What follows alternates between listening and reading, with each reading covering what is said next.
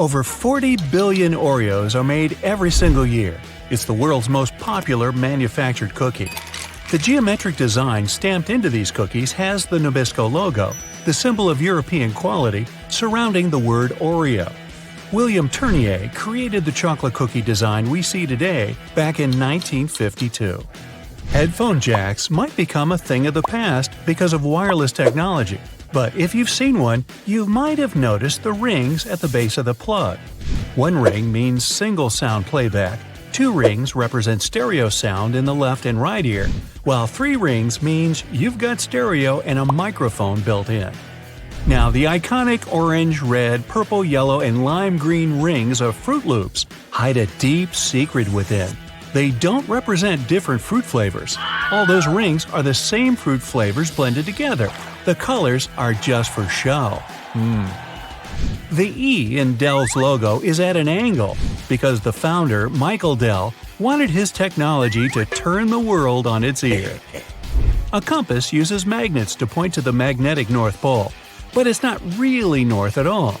The North Pole of a compass magnet points toward the north because the north and south attract. Earth's south magnetic pole is near the geographic north, while the North Pole is near Earth's geographic south. Confusing, isn't it?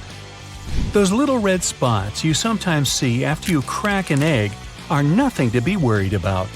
Tiny blood spots can be caused by a small rupture in the blood vessel of the hen as it was laying the egg. Eggs with these blood spots are safe to eat, but that spot can be removed if you want. It won't affect the taste of the egg. That's comforting. Ketchup is a word taken from many cultures, like Chinese, Malay, and Indonesian. It originally meant a pickled fish sauce. Catsup is also an acceptable spelling used. However, ketchup is the most popular way it's spelled these days. Airbnb's logo isn't a bent paperclip as it may seem to be. Bello, as it's called, for belonging, means more than that. There's a person's head, the location symbol, and a heart for love. All joined together, they make Airbnb's iconic A and symbol of togetherness. E120 or Natural Red 4 food coloring, aka carmine, is made from tiny beetles. It's been used to color anything from cakes to candy to even drinks. That shine on candy also comes from bugs. This time it's the Indian female lac bug. The beetle leaves behind a substance that is scraped from the trees to be formed into dry shellac that gives that glossy look.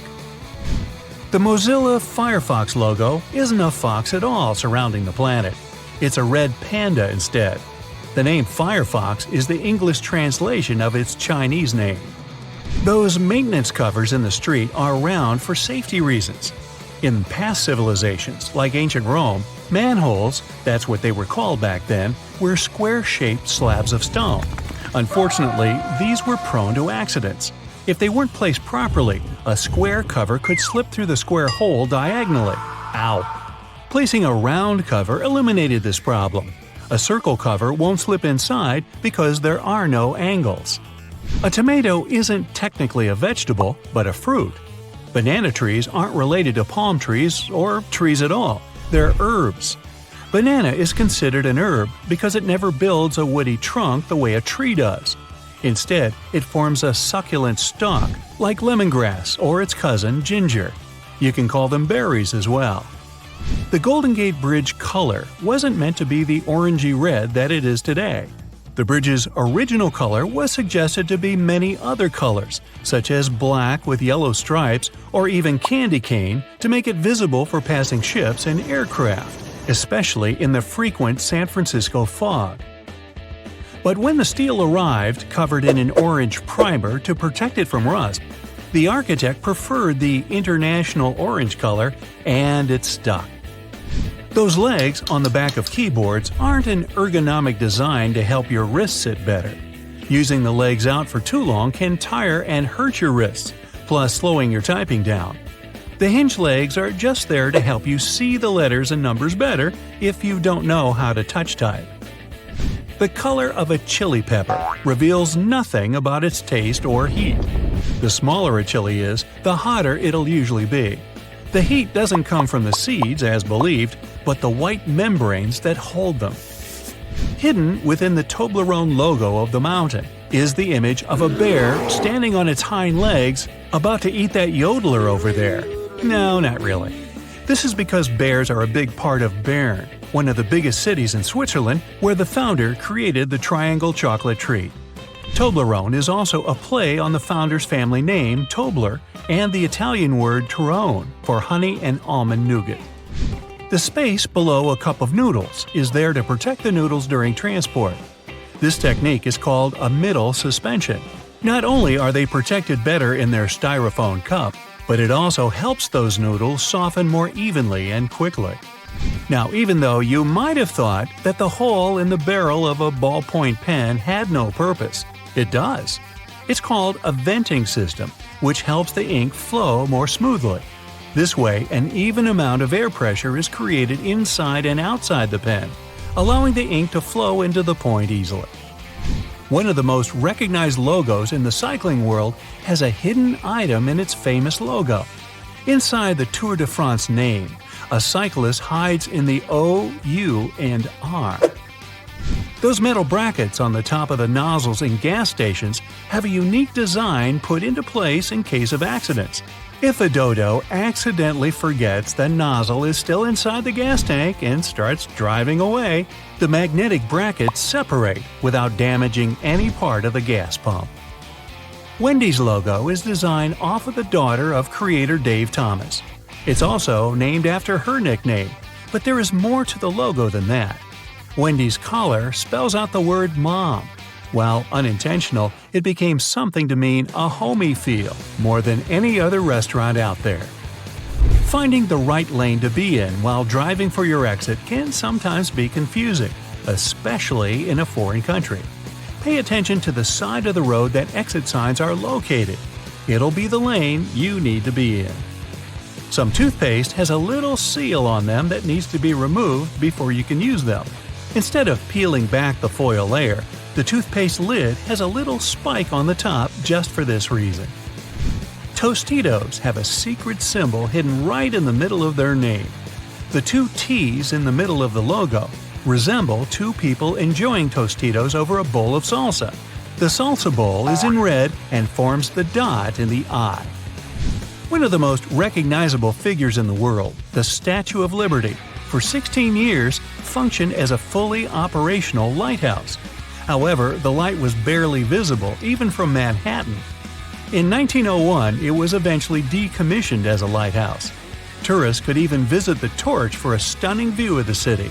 But an accident damaged the Statue of Liberty's torch in 1916, and it's been closed to the public ever since. The Do Not Remove Under Penalty of Law tag on mattresses isn't put there for the consumer or void your warranty either if you do remove them. In the 1900s, manufacturers used to create the filling with basically anything: animal hair, old hospital beds, or clothing. It didn't matter at the time. Strict laws created the tags to stop recycled materials from being used and sold as new. Good thing. Toyota's symbol is more than just some random rings combined. The three overlapping ovals symbolize the merge of the hearts of consumers and Toyota together. A California sushi roll is made of seaweed, rice, cucumber, avocado, and crab meat. But it's not crab meat at all. Surimi is an imitation crab meat. It's made of white fish blended with sugar instead of crustaceans. The fish mixture is then heated and pressed into shape. The logo for Beats is just a lowercase b inside of a red circle. The circle represents a human head, with the b being the headphones in their shape.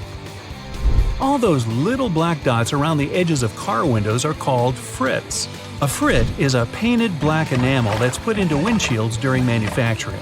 They block ultraviolet rays and help distribute temperatures between the metal and glass.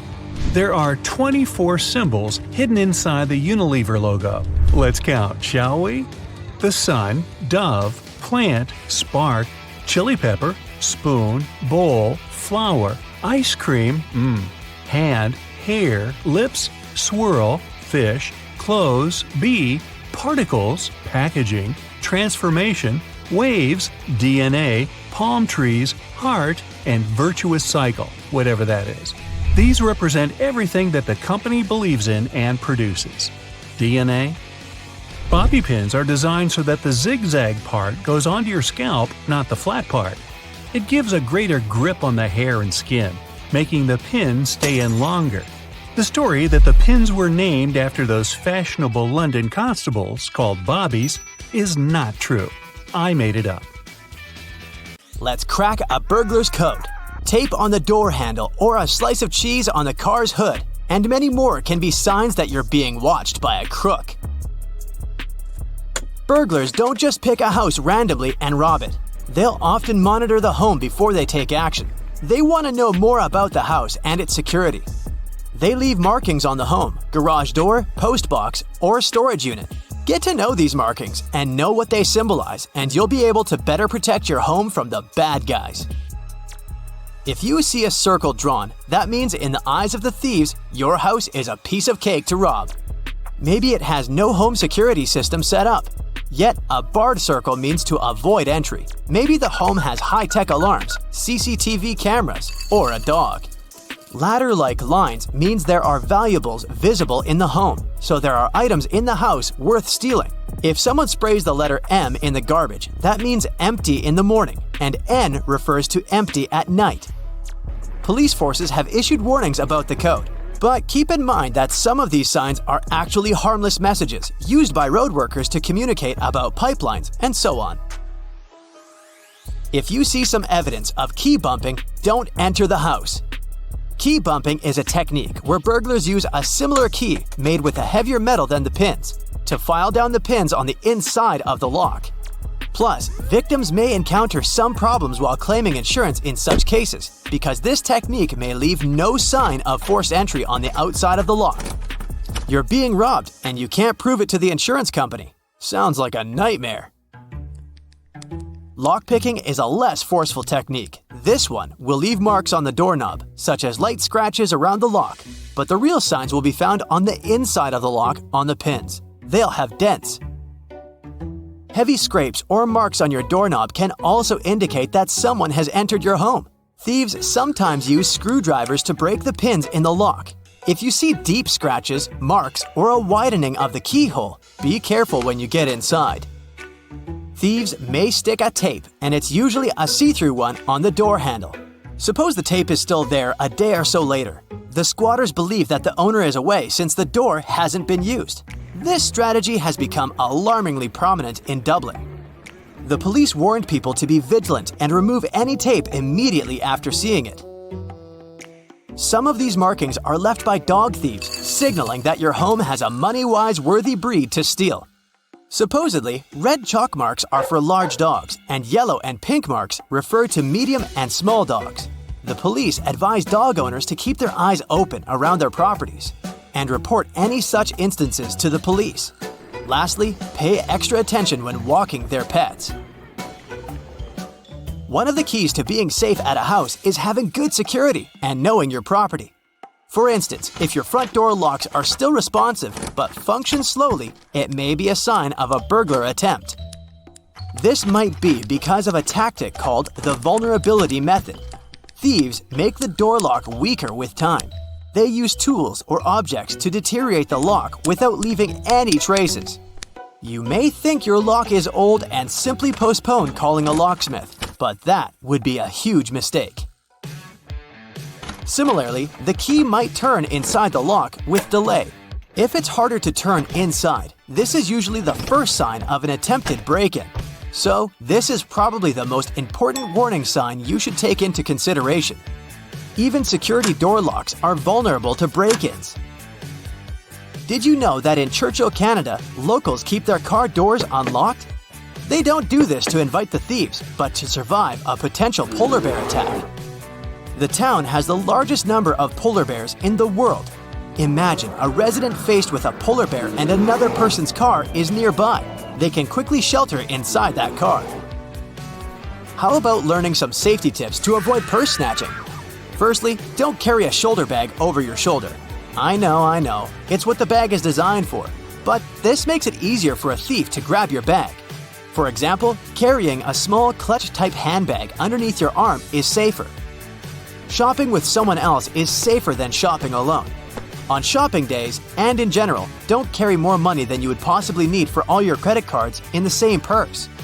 Carry only what you need for the day. You might think, it's just for a sec, but don't leave your purse in shopping carts or on counters. And there's the matter of scams. When you believe you can't be scammed, you might let yourself be more vulnerable to scammers. Scams target everyone from all backgrounds, ages, and incomes. They can catch you off guard and when you're not expecting it, using new technologies, products, or even services to hook you, to either give them your money or personal details. How to be scam-proof?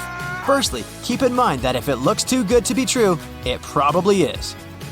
Secondly, don't respond to calls about your computer asking for remote access, even if they mention a well-known company. Scammers will often ask you to turn on your computer to fix a problem or install a free upgrade. This is actually a virus to get your passwords and personal details. Lastly, pay attention to unusual payment requests. Scammers will often ask you to use an unusual payment method like a preloaded debit card, gift card, or iTunes card. A carjacker and a slice of cheese. What connection can there be? Imagine you walk to your car and see melted cheese on the engine cap. You initially thought that it was probably some kind of a prank, so you begin to clean the cheese. Naturally, it takes ages under the hot sun. Pay attention to your surroundings. Someone might be watching you from a distance and waiting for the right time. They can just jump into your car and run away while you're not looking at the driver's door, busy cleaning the cheese near the passenger side. Did you know that you might have an extra key in your car? Some cars have valet keys hidden under the owner's manual or in the toolkit in the trunk. If your car has that spare pair, take it out immediately. If you know where it is, thieves will know it too. Plus, don't think you have a perfect hiding spot for your spare keys. Car thieves know where to look. For example, some people hide the extra key under the bumper or beneath the floor mat. Thieves routinely check those places as well. Speaking of car theft, now it might be a good time to talk about the habits and strategies of car burglars. They don't really go for wide open and visible locations like in front of houses and driveways. Dark and secluded places such as apartment buildings, carports, and underground parking garages appeal to them because it's quieter. He could hear if somebody was coming. Have you heard of vehicle identification number, aka VIN? This is a unique number for every car out there. You can engrave the VIN on your car windows. This makes your car less valuable on the black market for its parts. Plus, changing the car windows costs quite a lot, so crooks try to avoid such cars. Overall, it's better not to be an inviting, easy target. So, do you have some real-life stories about all these?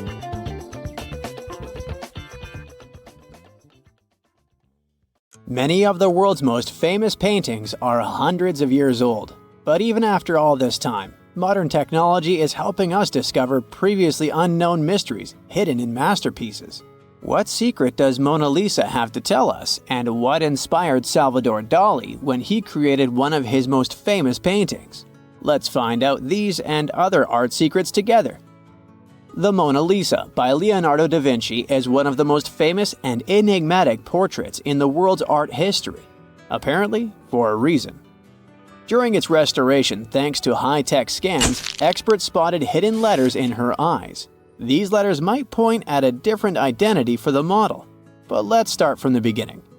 Even though it doesn't prove that the Da Vinci Code is real, there's likely some kind of code hidden both in the eyes of Mona Lisa and in the background of her portrait. Members of Italy's National Committee for Cultural Heritage found out that when you look at the painting under a microscope, the letters L and V are visible in one of Mona Lisa's eyes. There are also other letters in there as well, but they aren't as decipherable as these two. As for the background, once you look really well, you can notice the number 72 on the arch over here. Or perhaps that's the letter L and the number 2. This is still a bit unclear. After all, the painting is more than 500 years old. Scientists are unsure of what all these symbols might mean. LV could potentially stand for Leonardo da Vinci. But then, what about 72? Well, we might never find out. Look at this picture. It's called The Ambassadors, and it was painted by Hans Holbein the Younger. At first glance, there isn't anything special about this picture, just two men of the Tudor court surrounded by musical instruments, globes, and the most high-tech gadgets of that time. They look quite different with their life. But here's the trick. You should keep in mind that the European Renaissance is famous for its love of symbolism. Do you see what I'm getting at? Yep, even though the picture might seem to be a straightforward celebration of wealth and education, the true story behind it is much more sinister. Pay attention to this gray disc in the foreground. It looks like something shapeless and distorted. But when you glance at it from the bottom left corner like this elongated object turns into a human skull. We can probably compare it to a VR experience for viewers of those times. This skull played the role of memento mori, a reminder to everyone who saw it that even the wealthiest and the most educated were bound to pass away one day. So you must live your life to the fullest while you can. You've probably seen this surrealistic painting before. Some love it, others feel creeped out by the weird melting shapes, but it leaves no one indifferent. It's The Persistence of Memory by Salvador Dali, created in 1931. And the most well-known elements in this painting, the melting clocks, were apparently inspired by the texture of melting camembert cheese. The whole landscape in this picture is weirdly flaccid, especially if we compare it with Salvador Dali's own vertical mustache. The rumor has it that the idea of this painting drooped its way into Dali's mind when he was looking at a plate of soft camembert cheese melting in the sun. But the cheesy timepiece aside, what does the painting even mean? This dream-inspired landscape makes you question how much of what you see is a dream and how much is reality. As you might know, surrealists like to play tricks on their viewers' minds. This technique of painting is known as trompe-l'oeil. As for Dali, he worked in a method he created which is called the paneroic critical method. Well, yeah, I can definitely see some craziness here. The artist induced this feeling by starting with a single object and then responding to it through some kind of irrational subconscious associations. Now, look at this famous painting by Peter Bruegel. The official title of this masterpiece is Netherlandish Proverbs. Kinda weird for the painting that seems to be an extremely detailed portrait of a busy Dutch street. But, true to the name, there's so much more than that in this picture.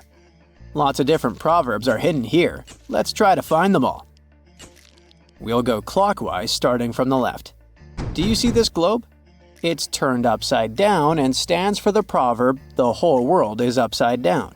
Now let's move on to this man who's running as fast as he can, probably trying to put out the fire raging on his behind. That's the saying, run like your backside is on fire. Over here, a man is warming himself at a house fire. This symbolizes not caring who's hurt as long as it benefits you. It's like roasting marshmallows at a house fire.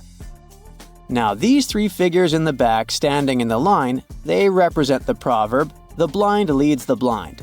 This kind of situation happens when someone who knows nothing gets advice or help from a person who also knows nothing about the issue. Here you can see a fish eating another fish. The saying, "There's always a bigger fish," is concealed here. This man holding a globe has actually got the world in the palm of his hand. The man in armor with a knife in his mouth behaves weirdly because he symbolizes the proverb "armed to his teeth," and this man is hitting his head against the wall. Quite a useless occupation, I'd say. Have you spotted any other proverbs in this picture? Share your finds in the comments. The next picture and another secret. A recent discovery has revealed the mystery behind this crowd of people. They seem to be looking at something. But what? There's nothing here on this empty beach. But how about this? When the painting Scheveningen Sands was created in the 1600s, it depicted a group of beachgoers gathered around a beached whale. But somewhere along the way, the animal was painted over. This left the group standing around for no apparent reason. Experts restored the painting at the Fitzwilliam Museum and discovered something that looked like a person floating in the air. But in reality, it was the fin of a beached whale. Why was it painted over? According to the restorer who worked on the painting, the depiction of unalive animals in pictures was considered offensive in the 18th to early 19th centuries. That's when the whale was probably hidden. Michelangelo's David is one of the most well-known statues in the world. There are 30 life-size replicas of David all over the globe, but if you think you know this masterpiece well enough, get ready for a surprise.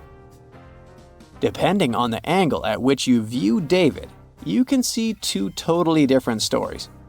You see, it's possible that Michelangelo never thought that people would be able to see the statue's face head-on. So when you look at it from below, as most people do, David seems to have a calm expression on his face.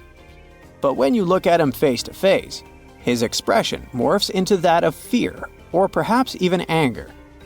One paper even claims that Michelangelo left other clues to David's anguished state. The veins in his arms are popping out and his brow is furrowed. Michelangelo drew inspiration for this masterpiece from the story of David, the tale of a young shepherd boy who protected people by getting rid of a giant named Goliath, by wielding only a sling and a handful of stones. But even though this classic stars a feeble boy, the great artist David is considered to be a pinnacle of male perfection. The statue weighs nearly 12,500 pounds and is a staggering 17 feet high. That's as tall as a two-story building or a grown-up giraffe. The size of the statue is not the result of artistic ego, but of simple logistics. Originally, the statue was to be placed in a ceiling niche of the Florence Cathedral, so it had to be large enough to be seen from below. There's nothing better than a nice piece of buttered toast for breakfast, if we're not counting hot fudge sundaes. But if you find it harder to spread out cold butter over your toast, here's an idea. Use a cheese grater. Figure out the amount you need and grate the product. The process will also soften the butter, making it easier to spread, and you won't have to melt a too large amount of it in the process. But still, that hot fudge. Dried pasta comes in all sorts of different shapes and sizes for a reason. That's because each type of pasta goes best with a particular sauce. Pasta shells, for example, are perfect with denser and chunkier sauces. Why? Because the sauce gets inside the shells, making it easier to serve and eat the dish. The ribbed outer surface also helps with covering the shells in the sauce. If you ever end up burning your cookies, you can save them with your trusty grater too. Just grate off the blackened parts after carefully taking the cookies from the baking tray. But be careful and wait until the cookies have cooled down. Also, if you ruin their shape a bit, you can always dip them in some melted chocolate. After the chocolate cools down, you'll have perfectly shaped cookies. Although, after it gets past your lips and beyond, does the shape of the cookie actually matter? Just saying. If you like adding a lot of ingredients to your sandwiches, but don't really appreciate it when the bread gets soggy, there is a way to reduce the amount of moisture. Pick your sliced tomatoes or cucumbers and place them between two paper towels for up to 5 minutes. After that, you can use them. Also, make sure to spread butter, cheese, or sauces like mayo or ketchup onto the bread first. This will help you seal the bread and keep moisture at bay. Some people think that the little white string that you find near an egg yolk needs to be removed before you cook the egg. Well, I'm here to tell you that these strands are called chalaza, and you don't actually need to get rid of them. They help keep the yolk in place at the egg's center. A chalaza is not going to mess up the consistency or the taste of your food, so removing it is completely up to you. Ever notice that most juice boxes come with 2 flaps, one on each side? Those are actually handles. Manufacturers design the boxes this way to make it easier for us to hold them. This way, we don't end up squeezing the box, making the juice spill out. Now, you don't need to be a baking pro to know that you can use both white and brown sugar in your recipes. But have you ever wondered what the difference between these two is? It turns out that the only thing that sets them apart is that, during production, a small amount of molasses is added to the brown sugar. Molasses is basically a sort of syrup you get when processing sugarcane. It's usually removed during the refining process. That's how white sugar is produced. But if some amount of molasses remains in the final product, we end up with brown sugar, with its specific taste and darker hue. It's a good thing. There are a lot of things you can put in your dishwasher apart from your dishes. For example, You can clean such things as your silicone oven mitts or the knobs of some kitchen appliances, like your oven or stove. Some kitchen sponges and reusable towels may be safe to clean in the dishwasher as well. Speaking of kitchen cleaning products, there are a lot of things you can do with dish soap, like degriming your patio furniture. Just add a bit of dish detergent to some warm water and use the solution to wipe down your outdoor furniture with a piece of cloth. Finally, rinse it clean using your garden hose. You can also use dish soap to get rid of greasy stains on your clothes. Be it pasta sauce or salad dressings, hey, sometimes we miss our mouths. So, just apply a little dish detergent to the stain and then rinse with water. Use non-colored soap for lighter clothes. For more difficult stains, let the dish soap sink in for a bit, then throw the piece of clothing in the washer as usual. And think about maybe getting a bib. If none of the methods have helped you organize your closet, and you're still overwhelmed with large piles of clothes, there's a simple way that might be effective. It's called the one-in, one-out rule. That means for every new piece of clothing you buy, you need to get rid of one you already have. That means you'll always be decluttering your space. To make it easier to find something in your closet, good luck. Keep your most used items at eye level. This way they'll be easier to find and pull out when you're in a hurry. Those items that you tend to use less often, like your evening clothes for example, can stay on the shelves above or below your eye level. You can make good use of old spice tins. If you glue some powerful magnets to the inside of the tins, they can double as magnetic shelves. You can use them for all sorts of everyday items, like kitchen pliers, ice cream scoops, or even cutlery. You can also place them on any metallic surface, like your refrigerator door. They'll blend in nicely with your kitchen magnets. Hidden in your laundry room, there's a great tool for picking up pet hair. It sometimes works better than lint rollers. Take a dryer sheet and, using some elbow grease, you'll get rid of that dog or cat hair in no time. It works on all sorts of surfaces, but it's especially effective for upholstered furniture. Now, if you don't like it when a door starts squeaking whenever you enter a room, get a bar of soap and rub it straight on the hinges. This will only help for a while though, but it'll do the trick until you manage to get to a hardware store and, buy some oil.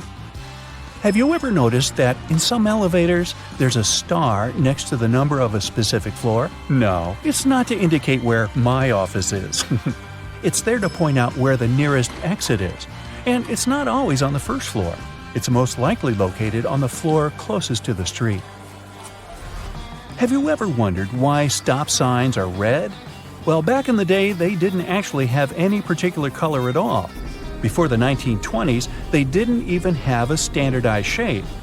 In 1922, though, someone came up with the octagon, but initially it was painted yellow, all because the red coloring tended to fade out too quickly because of sun exposure.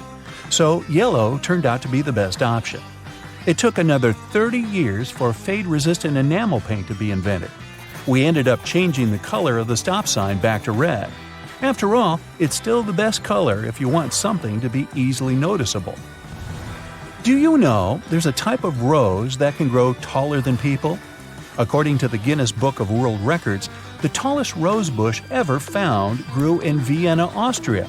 It was a staggering 28.5 feet tall. Yes, it arose to a great height. In the same way we all have unique patterns on our fingerprints, no two tigers have the same set of stripes. It makes it easier for people working with this feline species to distinguish one tiger from another. I'll bet you didn't know the White House has its own flower shop hidden in the basement of the building. It's supposed to provide flower arrangements for all sorts of events that take place there. It's probably no surprise that pizza has become an American staple dish despite its Italian origin. People in the U.S. love it so much that they buy 350 slices of pizza every second in the States. Man, I'm not getting my fair share. To manage the huge demand for this delicious dish, around 17% of all restaurants in the U.S. are pizzerias. Finally, there's a way to make lemon juice without the seeds getting into your beverage. Try cutting the fruit in two and squeezing it with a pair of kitchen tongs. The pointed end of the lemon should be facing down. The juice will flow down, but the seeds will remain inside the lemon. Ooh, lemonade. It goes well with pizza. Have you ever wondered what these extra holes at the top of your running shoes are for? They're designed so that you can tie the shoes in multiple different ways. That's useful when you want to compensate for things such as a bad stride or even a damaged toe. Plus, you can change the look of your shoes the way you prefer. Many people use a dust jacket of their book as a bookmarker. No problem with that, it will save your book from bent page corners. But the primary purpose of a dust cover is to keep the book safe from distortions. For instance, if you spill juice or drop some of the food on your book while reading it. The Tic Tac dispenser has this little groove on its top, so you can dispense only one Tic Tac at a time. Even though, let's be honest here, nobody does that. Most of us just spill a whole bunch at once, and then we wiggle all those extra Tic Tacs back in. Those rubber bumps you see between the tire treads are there for your safety. The raised edges tell you what the minimum height of your tread is. If the bump and the edges are even, it's time for you to visit the tire shop as soon as possible. But if the bumps are well beneath the level of the edges, you're good to go. What about that black grating on the microwave window? It's something called a Faraday shield, and it's there to prevent microwaves from getting away and turning the entire room into a Faraday cage. If the microwaves escape, your meal won't cook properly either. So yep, the cage is not there to make it difficult for you to see your meal while it's cooking. It's keeping the electromagnetic energy inside. How about a wrench-compatible screwdriver?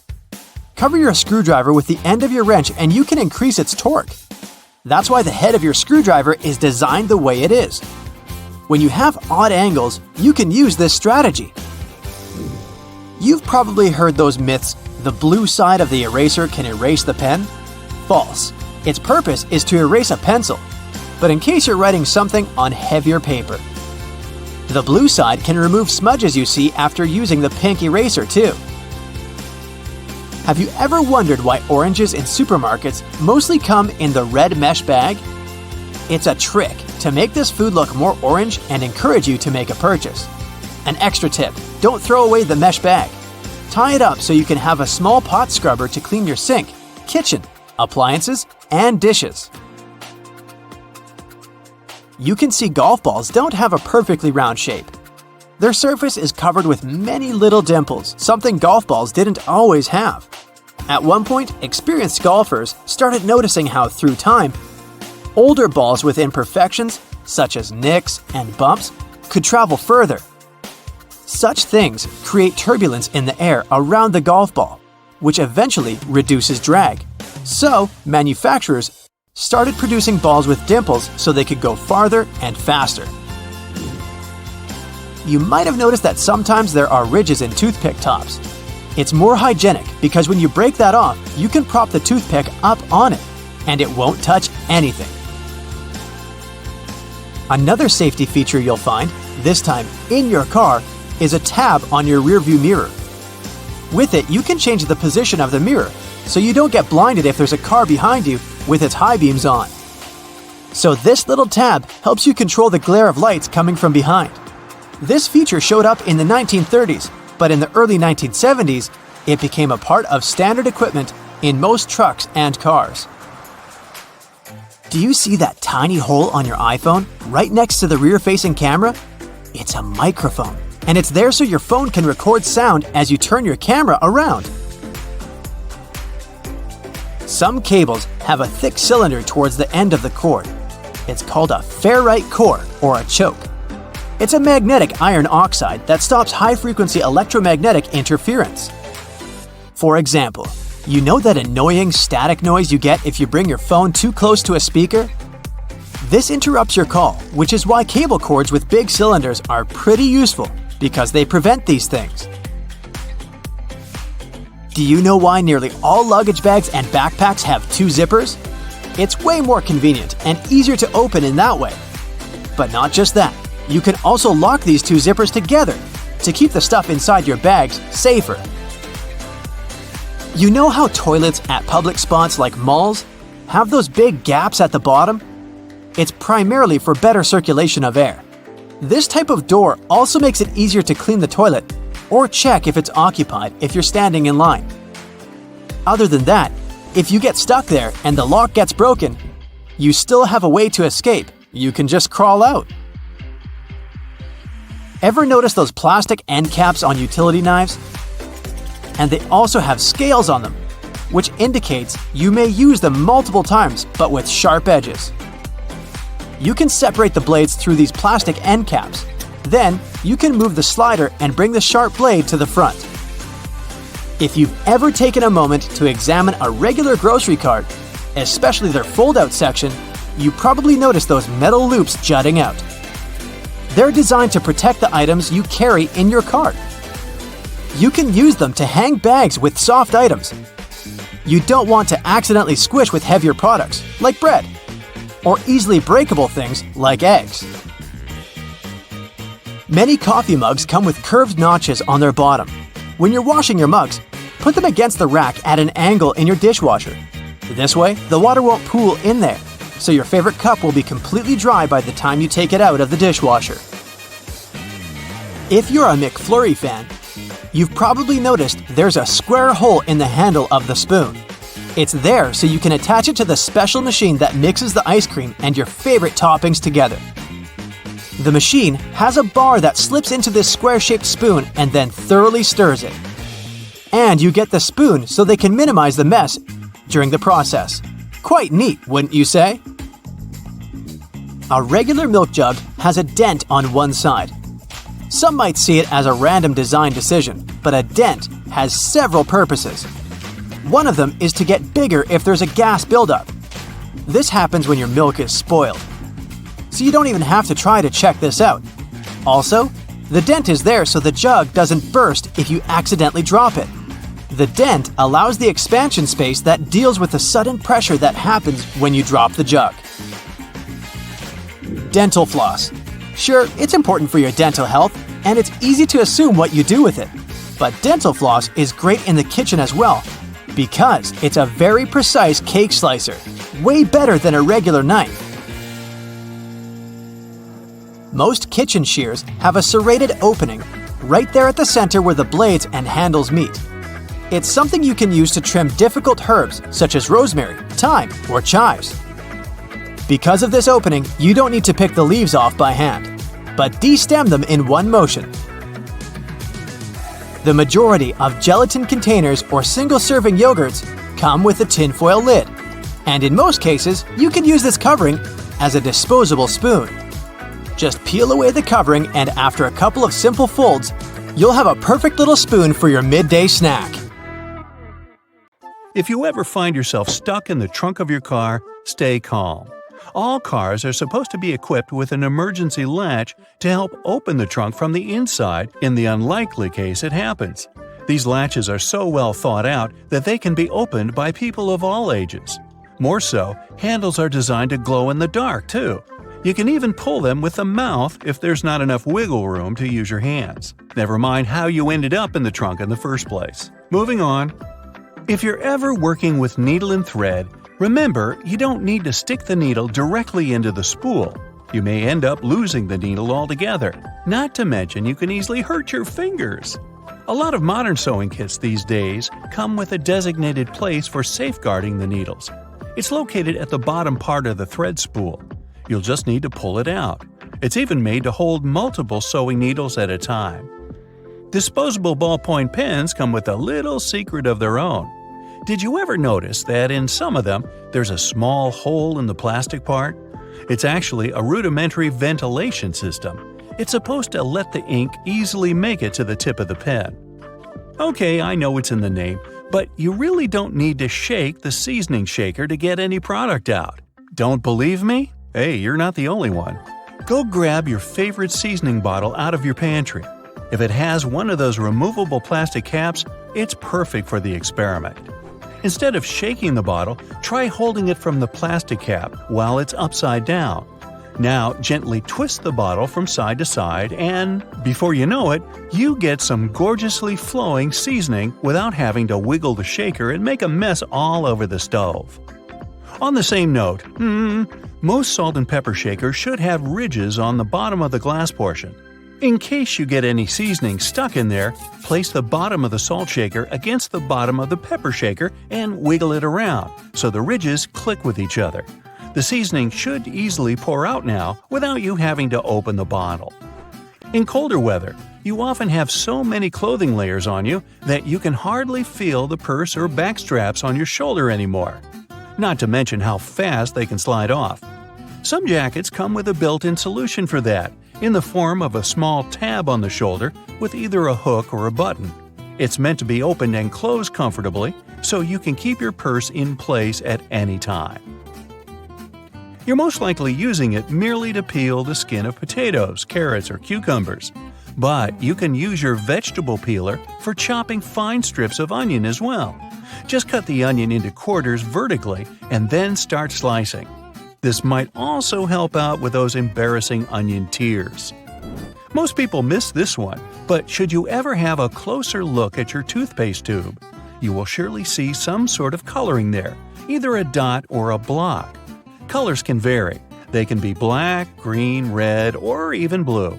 These color spots are actually meant to help the assembly machines back at the toothpaste factory. They recognize when and where these machines need to cut the toothpaste tubes and proceed to fold them for packaging. For most types of footwear, if there's anything that seems a bit out of place, always know that it's there for a reason. Most manufacturers don't put extra items on shoes just for fun. It would definitely be a waste of time and resources. For footwear like boots, for example, there's often a small loop at the top back of the shoe. It's there to help you when you need to put the shoe on, since you can quickly pull on it.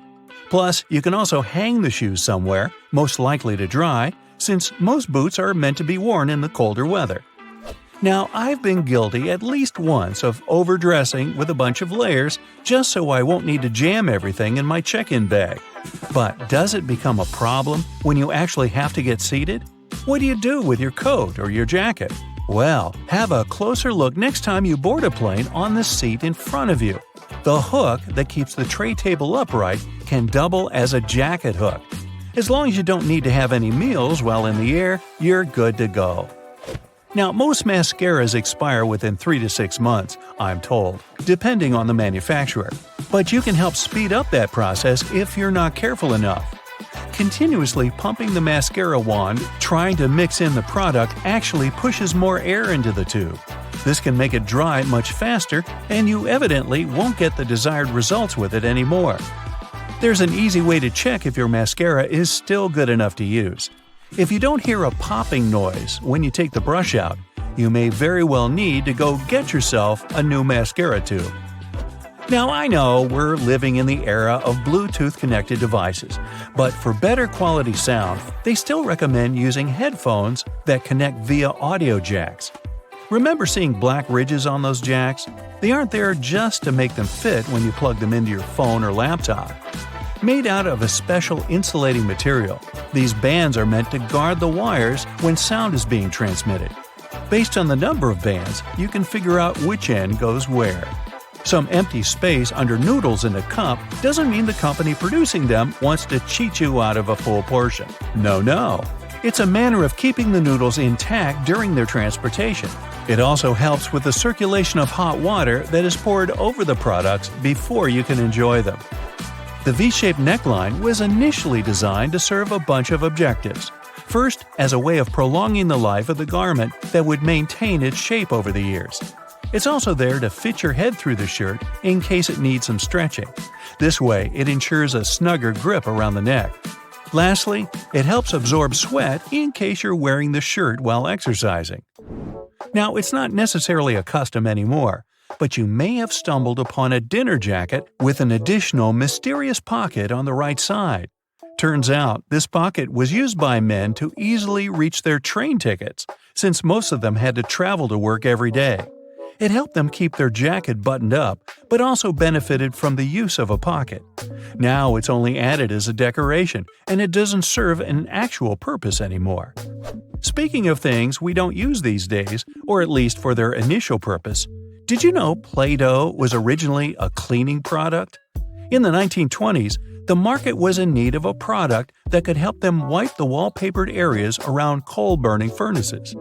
The recipe for what we now know as Play-Doh was thus invented.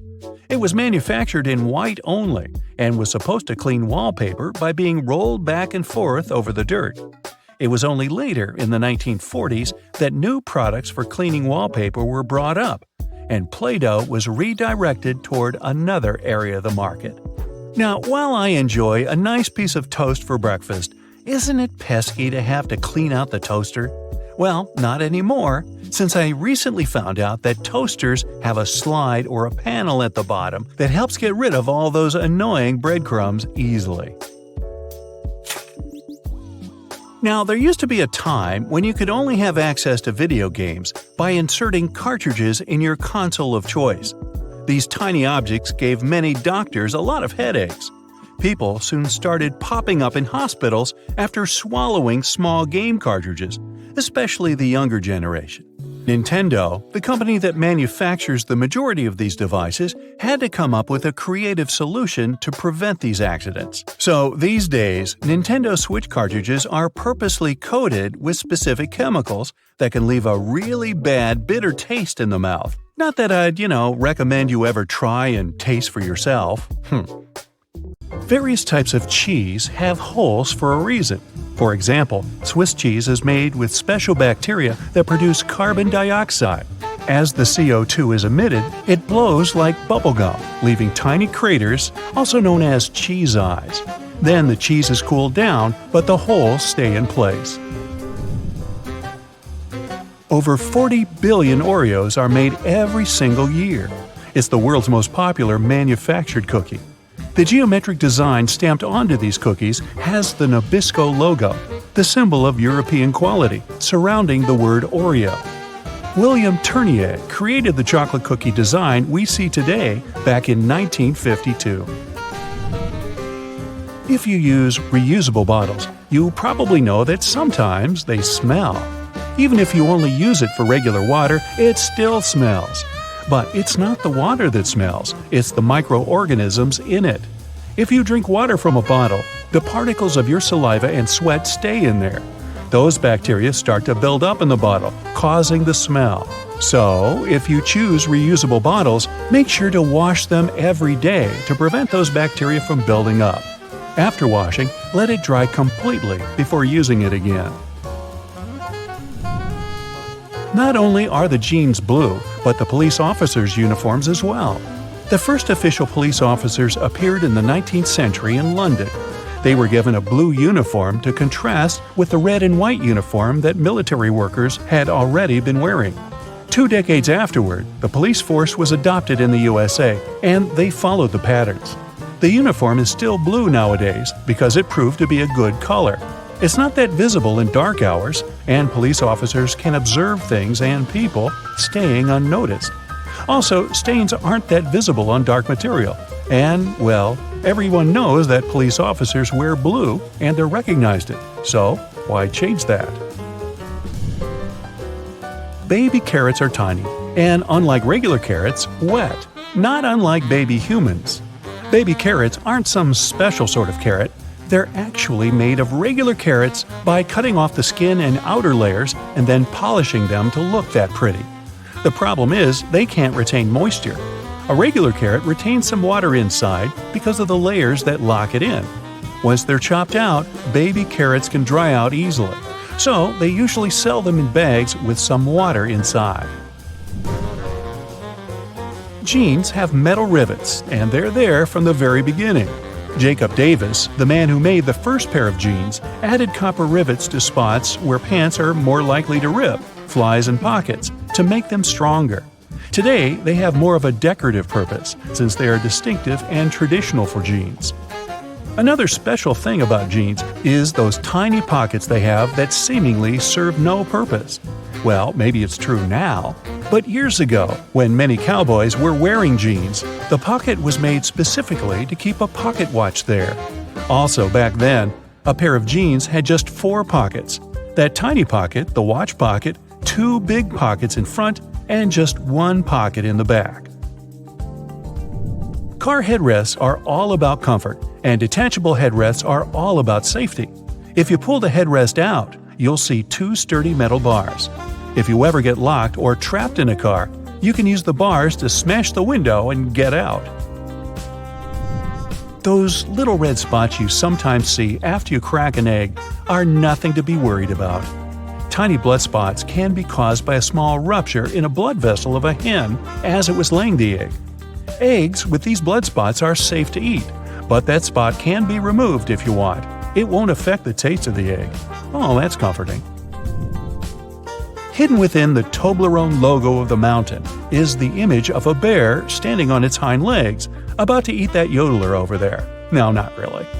This is because bears are a big part of Bern, one of the biggest cities in Switzerland, where the founder created the triangular chocolate treat. Toblerone is also a play on the founder's family name, Tobler, and the Italian word Torrone for honey and almond nougat. The space below a cup of noodles is there to protect the noodles during transport. This technique is called a middle suspension. Not only are they protected better in their styrofoam cup, but it also helps those noodles soften more evenly and quickly. Even though you might have noticed that the hole on the barrel of ballpoint pens has no purpose, it does. It's called a venting system, which helps the ink flow more smoothly. This way, an even amount of air pressure is created inside and outside the pen, allowing the ink to flow into the point easily. It's not an accident that soy sauce bottles have two spouts. The sauce is liquid, and it flows out of the bottle pretty quickly once you turn it over. Most Asian food lovers will admit they've spilled it at least once in a lifetime. That's why nowadays, restaurants prefer serving soy sauce in special bottles that have two spouts. This design allows you to control when and how much sauce will come out. Just put your finger on one spout while you pour the sauce through another. If you press your finger tightly to the spout, the sauce will stop flowing, and if you remove your finger, it will flow again. And please do not remove your finger in a restaurant. It will freak everybody out. You've probably noticed that train and bus seats are covered in fabrics with weird patterns. Any idea why? They use these patterns to cover any germs and stains on the seat. Oh boy. The brighter the color and the more patterned it is, the harder it will be for a passenger to notice any stains and get grossed out. Also, the patterns are usually so ugly that no one even wants to look at them for long enough to spot any stains. So yeah, the pattern is there to make you look away, and if you look, to make it less noticeable. No bus will ever have plain white seats, that's a guarantee. The middle tab on soda cans can be flipped around. You can slip a straw in place so you don't have to hold it up to your mouth. This Stay On tab replaced the pull ring tab created in the early 60s. You remember those, don't you? Those could be quite sharp and easily discarded, where they could be a menace for others. Now you can pop your straw straight into one. Also means you can produce some bubbles and make a mess like a 3-year-old. Sometimes, when you purchase an article of clothing, you receive a plastic baggie with an extra button and a swatch of fabric. While the fabric is clearly used to patch holes, it can also be used to test the effects of various cleaners on certain surfaces. It's handy, too, to test wash cycles before using them to wash the whole garment. Escalators have those fluffy black brushes for a similar reason that some have yellow lines on their steps, to try and deter people from getting too close to dangerous places. People don't always take notice, and sometimes clothing can drape close to the point where the step meets the edge or skirt. The brush is a little barrier to help prevent this from happening. They can also catch bits of fluff and prevent other small things from falling down into the gaps. Those takeaway containers most associated with Chinese restaurants are designed to not only carry your food home, but to store it in the fridge. They double as a plate, as you can eat straight out of them and don't have to worry about dirty dishes. Yay! They were actually patented way back in 1894 to transport freshly shucked oysters and were known as oyster pails. They were later adapted to use as leak-proof containers for food. Ever wondered why coins have those little ridges along the edge? It's a leftover from earlier times when they were worth more. Counterfeiters could easily file the edges off to sell as gold or silver coins to make some profit. The ridges were created so it was much easier to tell which of the coins had been altered. It's not needed today, but the coins still have that altered style. All crackers and some cookies have holes to make sure the final product has the right texture. These teeny tiny holes allow steam to escape, so your crackers and cookies won't snap. If it weren't for these holes, also known as dockers, steam would build up inside the treat, and the final result might have been scrumptious, but it would have been rather oddly shaped. Dogs like to walk in circles before snoozing because they inherited this behavior pattern from their ancestors. There were no special doggy beds back then, so most pooches would have to push down tall grass to make a sort of snoozing spot. Plus, as a bonus, those movements scared off all the critters lurking in the vegetation. Donuts are ring-shaped for a similar reason. If they hadn't had holes right in the center, the dough there would have always been undercooked. By the way, they're often associated with the police because back in the 1950s, donut shops were among the only places open late. They were a perfect place for police officers to grab something to eat and even deal with some paperwork during the night shift. Your jeans are blue on the outside and white on the inside because of a smart way to weave the fabric. The warp thread is dyed, while the weft thread has no color. It's just white. This way, manufacturers reduce the amount of dye needed for each piece of clothing. And they're still dyeing to make the jeans. Seatbelt on the passenger seats has a fabric loop. When put under a great amount of pressure, the stitches on the loop rip apart, so the excess fabric can assist in cushioning the passengers. The extra few inches can make a great difference within a dire circumstance. However, there isn't one on the driver's side. As the driver is so close to the steering wheel, it's safer for them not to have one. Seatbelts were originally invented in the mid-19th century, though this technology wasn't brought into common practice until the 1960s. Pre-collision sensory technology has assisted with developing the safety of seatbelts and other features to the next level. Effectively predicting a car's collision, the technology directs the seatbelts to automatically tighten, aligning the airbags and ensuring the brakes will be preloaded to reduce shock. Every year, 6 million car accidents occur, which explains why all cars still must continue to develop safety features, not only to alleviate accidents, but to protect people more effectively within their cars. The materials that make up the body of cars only started getting replaced within the last 25 years, ranging from aluminum and magnesium alloys to carbon fiber composites. These lighter materials not only enable a more fuel-efficient journey, but they also ensure that when a car is in an accident, its build provides a crumple zone. As a car hits another object, the crumple zone absorbs energy from the collision. Although this would appear to cause more damage to the car, it helps prevent impact on the passengers. Front and rear bumpers are very underrated, and due to their long history of being used in cars, you can't imagine a time we didn't use them. They were invented in the late 1800s. The bumpers evolved over the years to the point we don't even realize we have them. But they're there, quietly waiting under the outer covers, consisting of compressible foam or plastic around a rigid reinforced bar. All the windows of your car are made of glass, but the windshield is made of a shatterproof version. It's laminated, so whatever might hit it, you can be sure there won't be any shards of glass falling into the front seats. Normal glass was used up until the 1950s. As vehicles became more prominent, they made modifications to ensure safety. Airbags seem like another common feature that has always been there. In fact, they were originally invented in 1968 and were ahead of their time. They slowly gained popularity, and through safety precautions for cars, they eventually became mandatory for all cars to have, only in 1998.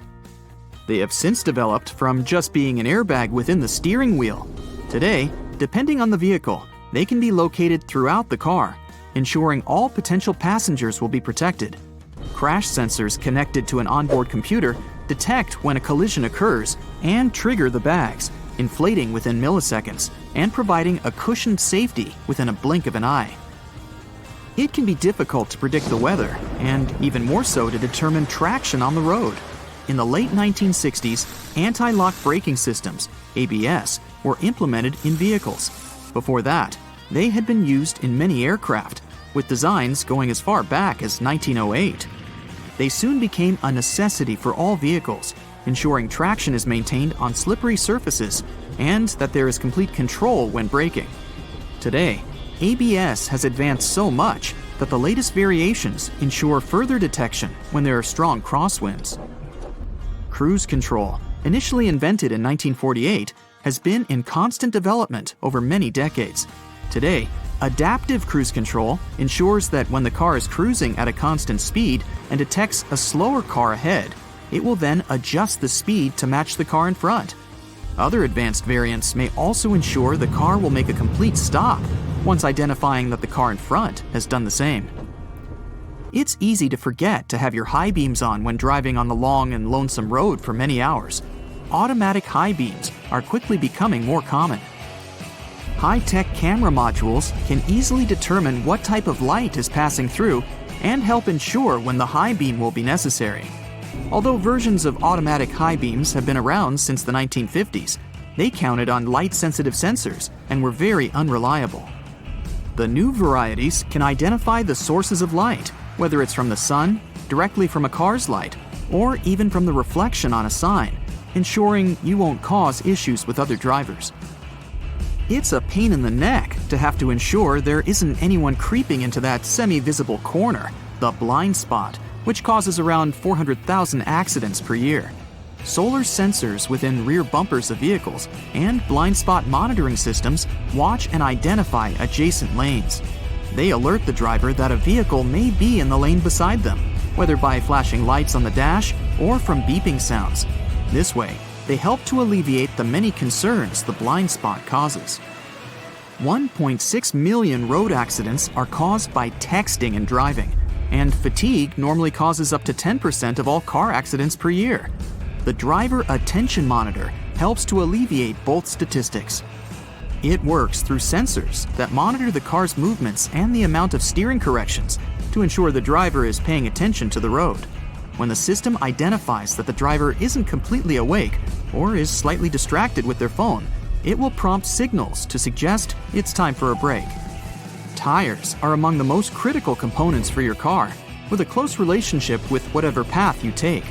Many safety features rely on the tires themselves for their own independent purposes. That's why it's super important to ensure the tires are always in top condition.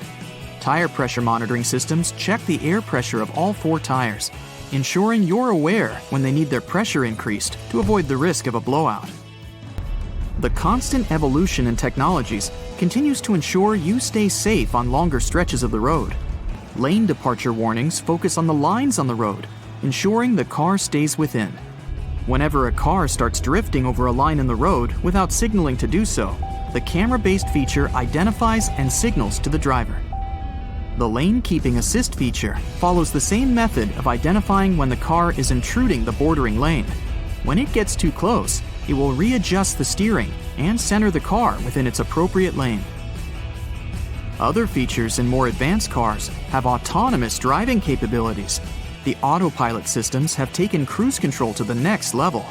Not only does it allow the vehicle to steer itself in the intended lane while maintaining a set speed, but it also changes lanes when required, making the ride more and more efficient. Some safety features are only just making a trend in car models worldwide. For example, night vision using thermographic cameras to look out for pedestrians and animals nearby. It goes within the infotainment screen, facing frontwards and identifying objects from their heat signatures. It's estimated that there are over 1.4 billion cars in use worldwide, and as the world's population increases, it's expected that the number of cars will follow suit. Safety features will continue to adapt further beyond what we know of today. Infrared headlights will be further adapted to be used in conditions with poor visibility, like storms, snow, and fog. They'll be capable of enhancing the visibility of the driver in all conditions without affecting the sight of passing drivers. Driver override systems will soon be able to monitor and identify human behavior. Whether due to reckless conduct on the road or for other safety precautions, cars will soon have the functionality to take complete control of themselves, ensuring both the passengers and the driver's safety. augmented reality windshields are in early development already, providing some indicator reflections from the dash onto the windshield. So it's quite possible that soon all necessary directions from maps and alerts will appear right in front of the driver to ensure they never take their eyes off the road. Airbags will soon not only just be used within a car to ensure the passenger's safety, they will also activate from the outside of the car once they identify a definitive collision. The airbags will inflate outwards, covering the entire outside of the car and drastically reducing its impact. It may be so advanced that the bodywork of the car won't even need to be buffed out. The future technology of cars is expected to be so progressive that the cars themselves will have their own form of communication, not with human drivers, but with other cars. Just imagine, cars communicating and sharing information as they identify roadblocks, issues on the road, or disruptive weather patterns. It will all ensure the most efficient and safest route possible. Okay, I know it's kind of cold to the touch, especially on a freezing winter's day, but did you know that brass doorknobs actually serve a purpose apart from looking classy and shiny? Since it's a copper alloy, brass has antimicrobial properties. That means it can help get rid of harmful germs and bacteria, sometimes in up to 2 hours. In high-traffic areas, that's all the more useful, but since brass is much costlier than other metals like nickel and steel, you barely see these types of doorknobs anymore nowadays. Speaking of lovely multi-purpose items, most screwdrivers have a tiny little secret of their own. They can sometimes be slid through a wrench so that they can be used to create more torque when twisting, not to mention the uses when it comes to bolts in hard-to-reach places. There's a reason why buttons on women's shirts are for the left-handed, and it has nothing to do with fashion. This practice dates back to the times when chambermaids were helping ladies dress themselves, and it was easier for them to perform their job with this orientation. Having the buttons placed as such indicated a sign of wealth, so it's easy to imagine why the practice carried on, even though most people dress themselves nowadays. Next time you receive a package in your mail, take a look at your box cutter. If it features some diagonal lines on the blade, you're in for a little design perk. Turns out that these are blades that snap off. Continuously cutting cardboard can dull the sharp edge of the blade. To help prevent the need to buy a brand new box cutter, the top segment along the next line can be broken off to reach a new sharp edge. To do this, check out the small hole at the base of the tool, sometimes called the blade snapper. The people that first came up with this brilliant invention were engineers inspired by the way chocolate bars are segmented. Hold on a minute, don't throw away the cardboard package just yet. Most likely, you'll have some silica gel packets somewhere at the bottom of the box. Since this gel is basically a drawing tool, it gathers up the moisture out of its environment, so you can store these packets for further occasions. Whether you'll need to dry out your phone or some other electrical object, you can place them in a container next to the silica gel to reduce the damage. You don't have to be a mechanic to know when a standard car tire needs replacing, since they come equipped with a neat indicator. Take a closer look, and you'll see that treads within the tire are a bunch of rubber notches. When the treads are evened out with the perpendicular bars, it's a sign you need to book an appointment with your local car service, since most likely the tires have lost most of their traction and may not be safe for driving any longer. The upper corners of a car windshield feature textured black dots melted into the glass edges. This neat add-on isn't there for design purposes. It's called frit glazing, which means that a special type of ceramic paint is added to the window for protecting its sealant from UV rays. It also conceals and creates a coarser surface for the adhesive used to set the window in place. Whenever you're up for a drive, check out if there's a small tab under your car's rearview mirror. Bet you didn't know it's there to help switch the mirror from daytime to nighttime views. It uses a prismatic glass technology to blur the reflection and reduce the glare of headlights behind you in traffic. People came up with these manually tilted mirrors in the 1930s, but they became standard somewhere in the 1970s. While you're in the car, check out the headrests, as you most likely don't know that they carry a little disguised purpose. Of course, they're adjustable to accommodate passengers of any height so that they get the proper support for their heads and necks.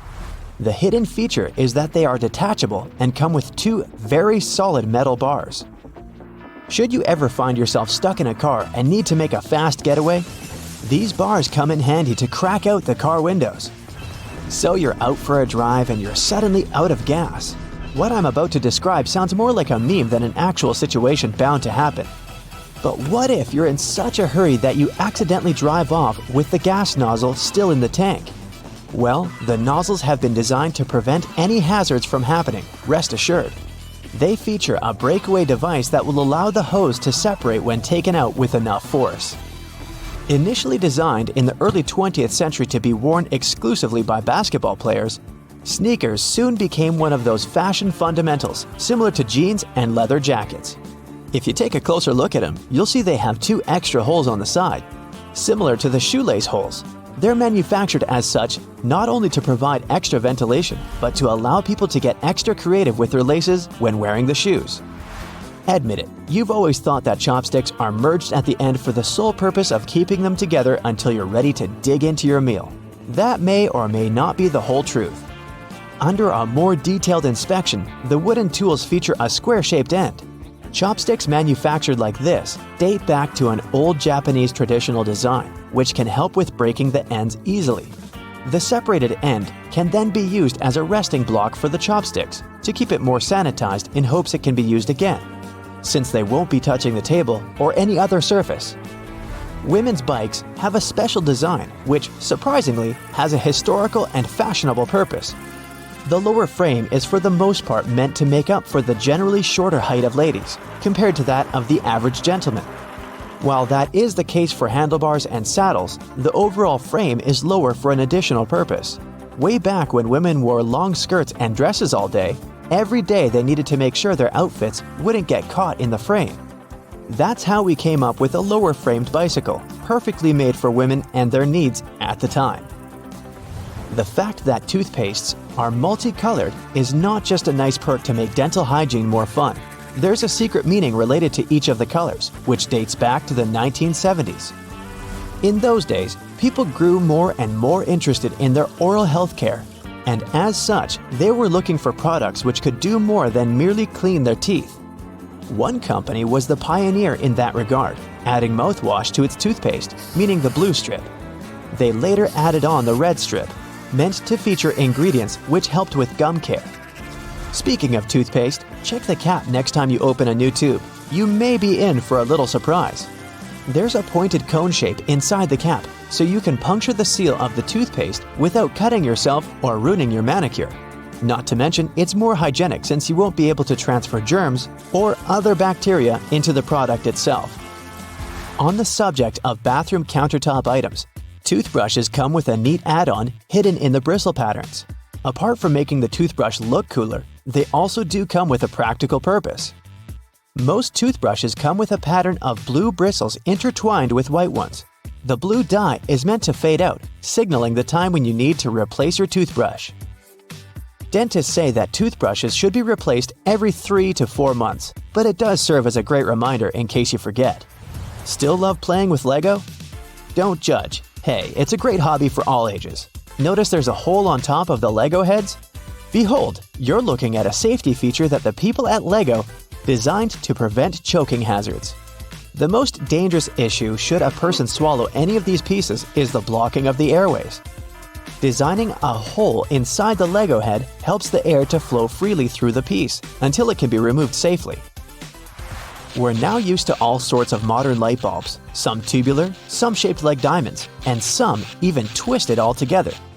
Historically, light bulbs were round and the initial shape served a purpose in itself. It was mainly connected to the fact that glass bulbs were hand-blown, which gave them the round shape to begin with. The hidden practical reason was that the light bulb filament needed to be at the same distance from every surface of the glass sphere. The easiest way to achieve this was to make the glass in the shape of a globe. Hey, have you ever been vibing out in your room, listening to some of your favorite songs, admiring the subwoofer of your speaker as it delivers magnificence to your eardrums? We all have. But have you ever asked yourself why that same speaker, along with other speakers across the globe, is almost always black? Some of you are probably screaming at your screen right now about your speaker being green, red, or any other color found in the rainbow. Number 1, I said almost always. And number 2, If you look closely at the gorgeous design of your brightly colored music player, you'll often find that the speaker beneath it is still colored black. One possible explanation for this is that the original technology of speakers had a diaphragm with black particles on it. So as soon as a sound is amplified, it sends a charge through the diaphragm, and these black particles are driven upwards. The carbon particles bouncing and touching the upper membrane of the diaphragm are responsible for creating some of the distinct sounds from our speakers that we all love so much. Speaker manufacturers must have gotten tired of their products changing color with prolonged use, combined with these black particles settling on the upper membrane of the diaphragm.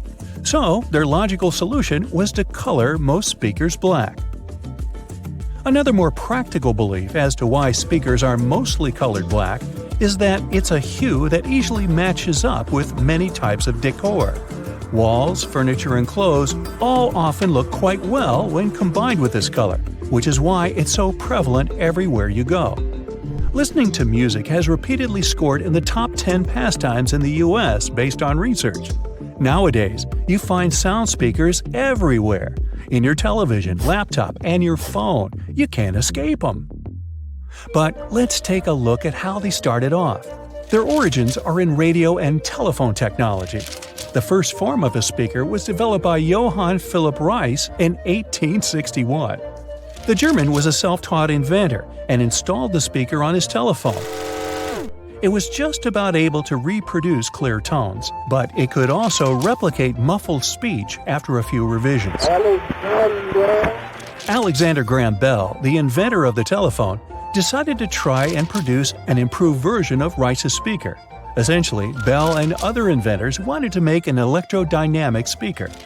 By 1877, it was still yet to exist, but due to the desire of inventors worldwide to change this, research confirmed that it was extremely possible to make one. In particular, the work of Werner von Siemens, who came up with the idea of an electromagnetic coil-driven speaker, was a driving force in arriving at this conclusion. Why are there magnets in speakers, you might ask? Every speaker nowadays has an electric current, something the inventors were discussing would never have taken for granted at any point in their lives. When this electric current is changing, it produces a magnetic field. To make the panel of the speaker move, magnets are used to create an opposing magnetic field which creates vibrations. These vibrations are the sound we end up hearing. The bigger the magnet, the louder the speaker will be. Another inventor by the name of Thomas Edison from the US had filed a British patent for a system using compressed air for an amplifying mechanism. The first commercial electric loudspeaker saw the light of day only in 1924. The sound quality produced by this speaker was good enough for motion pictures. It took nearly 20 years for the next groundbreaking development in the world of loudspeakers. This came with the arrival of the duplex driver in 1943. It offered better clarity and coherence at high volumes, which was important in movie theaters. Fittingly, it was nicknamed the voice of the theater. The duplex driver was immediately tested by the Academy of Motion Picture Arts and Sciences and instantly made its film house industry standard in 1955. Until now, this loudspeaker design is still used. Indeed, the film industry does seem to put a lot of effort into its sound, and so do the theaters we watch them in. You may have noticed that these buildings often have thick curtains on the walls. These are soundproof or acoustic curtains, and both are much thicker than regular curtains. They will either consist of heavier fabrics that are tightly woven or have better quality linings. This means that these curtains will absorb sound and reduce the acoustic reflection off the ceiling, windows, and flat walls of the room. This ultimately creates a much better sonic experience. The carpet floors are so thick in theaters for the same reason. It helps to trap sound by providing insulation. From a practical standpoint, this carpet is also set up to prevent the sound of footsteps during film screenings. This concept of trapping sound is also the reason why putting a phone inside a cup will make the phone's speaker seem louder. Any speaker sitting or suspended in an open space projects its sound in all directions.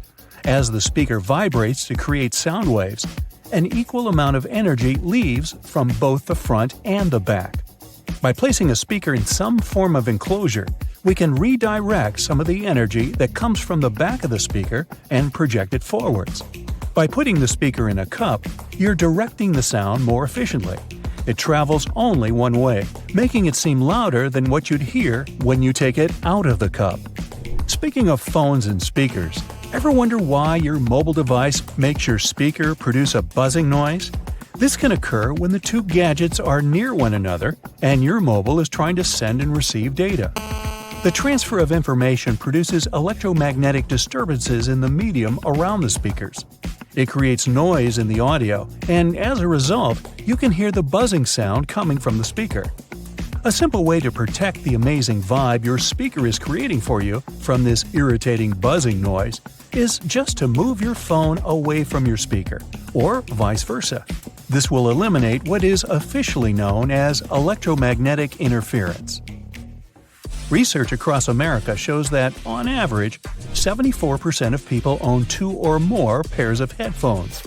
46% of them mentioned they listen to their headphones for more than 2 hours per day. Some choose the headphones by their looks, others by the sound quality. In either case, finding the right pair is important, since a lot of people are willing to spend over $100 on it. Headphones have become a true fashion accessory. That's why well-known figures are trying to make an impact in the headphone industry like it's the fashion industry. Music moguls Dr. Dre and Jimmy Iovine came up with the idea for the now world-famous Beats by Dre headphones brand. They were walking along the Pacific Ocean one day in 2006 discussing a sneaker deal as they had an offer on the table from a major brand in that arena. After some discussions, they decided they wanted to do something they were more passionate about and landed on headphones. The duo's idea turned into a brand that was purchased by Apple in 2014 for $3 billion. It was the largest deal in Apple's history, and Beats by Dre controlled 70% of the headphone market at the time of signing. The move allowed Apple to take over the headphone space. The release of their popular wireless AirPods headphones in 2016 was another reason it happened. But how do these popular wireless headphones that many of us own actually work? These headphones rely on internal batteries to have enough power to remain wireless. Most often, they have conveniently built-in rechargeable batteries, but sometimes they keep going thanks to standard AA or AAA batteries. They receive wirelessly transmitted signals from their paired audio sources, be it your phone or laptop. These signals are encoded by the source device and transmitted most commonly via radio frequencies or infrared carriers. The headphones receive the signal and decode it to audio. And just like that, it's music to your ears. Crackers have holes in them to stop them cracking and breaking during baking. If the holes weren't there, steam would build up inside the cracker and make it collapse. Take a look at a soda bottle and you'll notice a disc inside the bottle cap. This helps seal in the liquid and the drink's fizz, stopping it from going flat. The long neck on your soda bottle is designed like that to encourage you to hold it there. That way, the heat from your hand will only warm that top bit of the bottle instead of heating up your whole drink. It's always hard to see your food in the microwave because of that pesky black grate on the window, but it's there to stop harmful microwaves from escaping. Called the Faraday Shield, it protects you as well as ensures that your food cooks properly. Food items like chips come with about 43% nitrogen inside their package. It might seem like they sell you half a bag of air, but it's exactly the opposite. Oxygen, the gas we breathe, would react with the chips inside the bag and make them go rancid quickly. It's called oxidizing for a reason. Nitrogen, on the other hand, is an inert gas that helps keep the foodstuffs fresh and also protects them from breaking during transportation. A bag of chips that has this gas cushion lets you enjoy your crunchies without them turning to potato crumbs. Donuts have holes in them so that the inside and outside cook evenly. Before the holes were added, the inside would often be greasy and doughy while the outside was crisp. Margins on paper aren't for writing in dates and numbering lists. They were originally added to serve a protective function. Back in the day, rats used to be a pesky problem in people's homes, and paper was one of their favorite snacks. Margins were added as a safeguard so that the rats would nibble on blank paper rather than taking a bite out of your important work. That hole in your hollow lollipop stick isn't to prevent choking should it ever be swallowed. It's actually there to keep the candy in place. Excess candy flows into the hollow tube, and the hole, which when it hardens, keeps the pop in place. If it was a smooth stick, the candy would slide off easily. Vacuums come with so many attachments, but do any of us really know what that one with long bristles is for? It's for dusting and is perfect for cleaning framed art, blinds, and lampshades. What's the difference between a wooden hanger and a plastic one? Aside from helping keep your clothes in shape, cedar wood hangers also repel moths and bugs. Salt isn't just used for cooking. It can get rid of tough smells. Rubbing salt on your fingertips after chopping garlic should remove the smell. It also works on shoes. Toasters have a secret slide in the bottom that can be removed, so you can clean out all those annoying breadcrumbs. If you ever had problems with popping chocolates from the box, look at those little holes around them. They're there to help you. If you push a hole right next to the candy, it'll jump out easily. When you take a sip from a coffee cup with a lid, it decreases air pressure inside the cup, so air tries to get in. The tiny hole on the lid allows air to enter that way, so liquid can smoothly pour out the main hole. More on beverage lids. The small button on them let restaurant workers, and customers too, understand what's in a cup. Near each button, there's a name. Just look at which one is pushed down. The numbers on the fruit stickers tell you how exactly they were grown. If there are 4 digits and the first is 4 or 3, the fruit has been sprayed with pesticides. If there are 5 digits and the first is 9, the fruit has been grown organically. If there are 5 digits and the first is 8, the fruit has been genetically modified. When you're on your way back to the car after bagging up everything you bought, use loops on a shopping cart to hang the bags. Now, softer items like bread, eggs, fruit, and veggies won't get squashed by the heavier goods. If you don't have anyone to hold the other end of your tape measure when you try to measure something, tap a nail on it. Now, simply hook your tape on it using the tiny hole all tape measures have. The square-shaped spoon that goes with a McFlurry helps to mix the ice cream toppings through the dessert. The spoon hooks directly to a machine and spins around. Padlocks that are used outside quickly get out of order because of rain. See this little hole in the bottom? It's made for pouring engine oil inside. Do this and the key will again turn in the lock without any difficulty. You keep banging the bottom of a glass ketchup jar, but nothing's coming out. Here's a little tip. Turn your ketchup bottle at an angle and tap on the middle of the neck. In many fast food restaurants, customers fill tiny folded paper cups to get a portion of ketchup or mustard. Here's the news. The cups are supposed to unfold and turn into small paper platters to hold a great deal more sauce. That little hole on the handle of a pot or a frying pan isn't just for hanging them on the wall.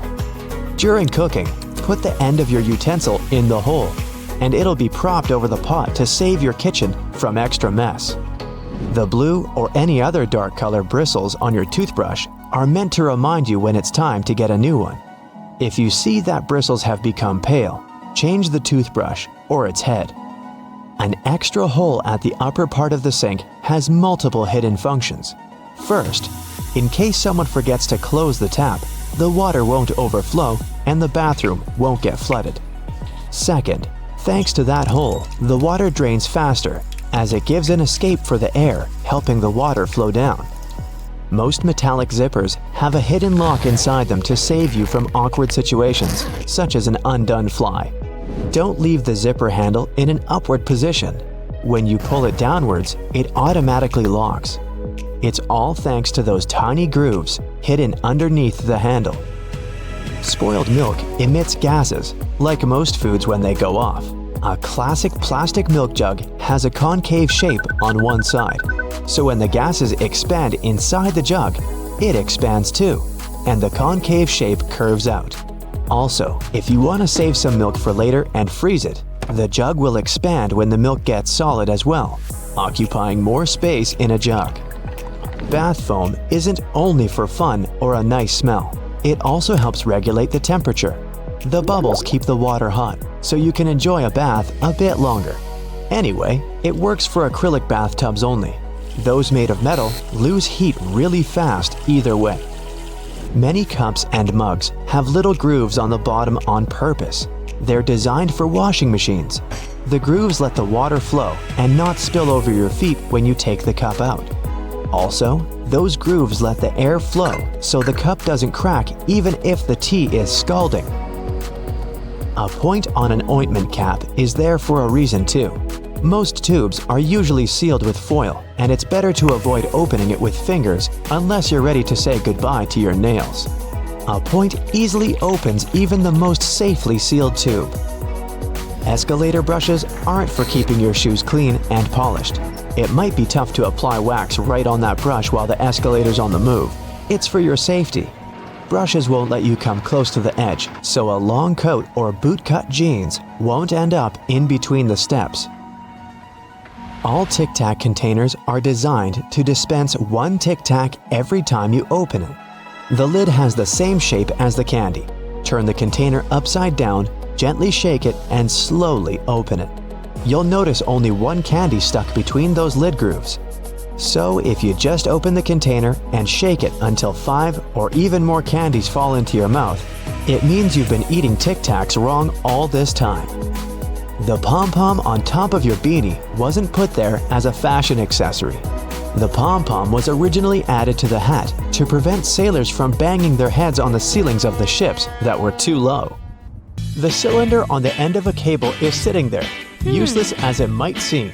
In fact, this is a ferrite bead that assists with many electrical wires to reduce electromagnetic interference. Electrical wires act like unintentional antennas, broadcasting the EMI. There's a reason why the spinning wheel inside their microwave is circular. A circular object will evenly distribute the heat as opposed to a rectangular and square one. When you place containers of these shapes inside, the energy is focused on the corners rather than spread evenly like in a round container. The temperature gauge on a toaster is commonly used to determine how crisp you like your toast, but the other, more specific use for the gauge was for the different types of bread. White and sweet types of bread heat up much faster as opposed to heavier brown and rye ones. The older bread is, the more time it will need in a toaster to ensure the golden brown result you're looking for. Most ovens give you the option of leaving the door ajar when broiling a dish inside. You probably think the goal here is to help cool down the oven after use. In reality, its purpose is to focus on cooking the top of the dish and to ensure a crusty layer.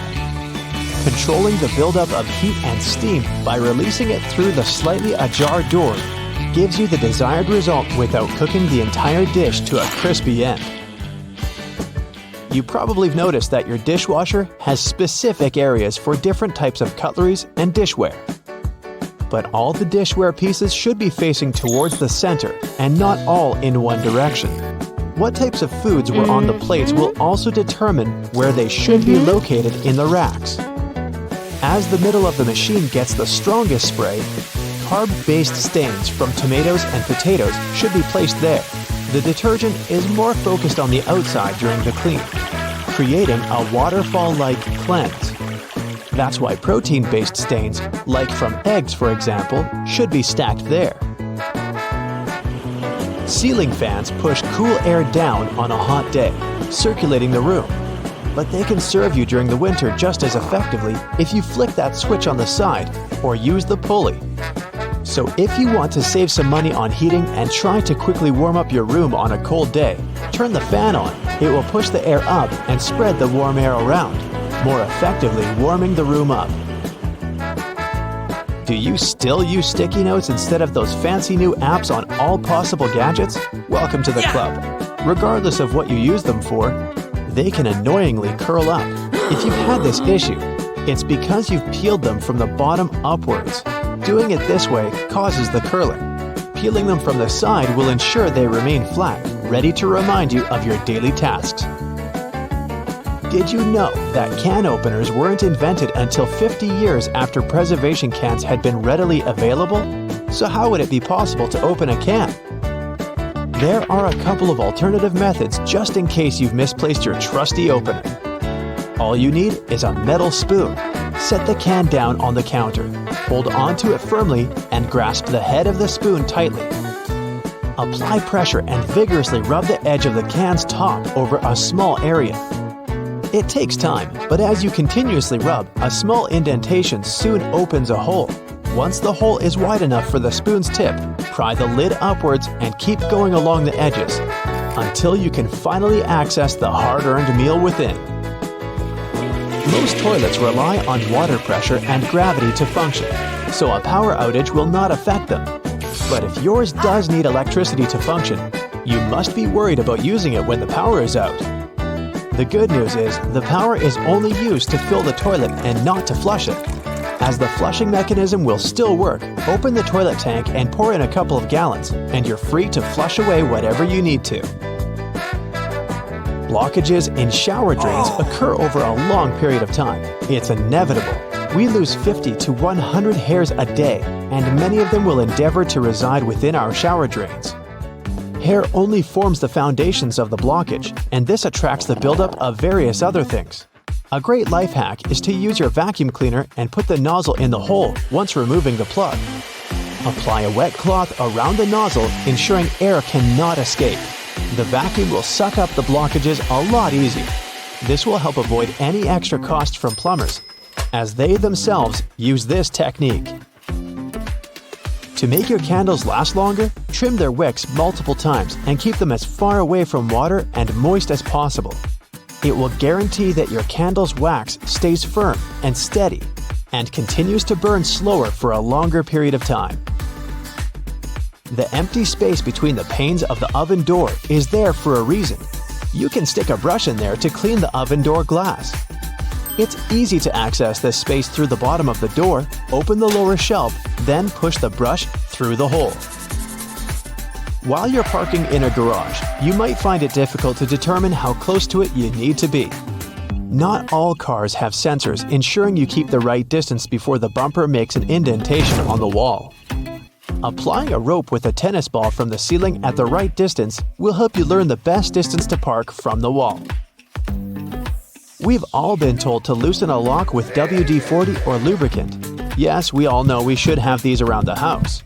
But in case you don't, a great alternative is drawing with a gray lead pencil along the edges of the key and then putting it into the lock.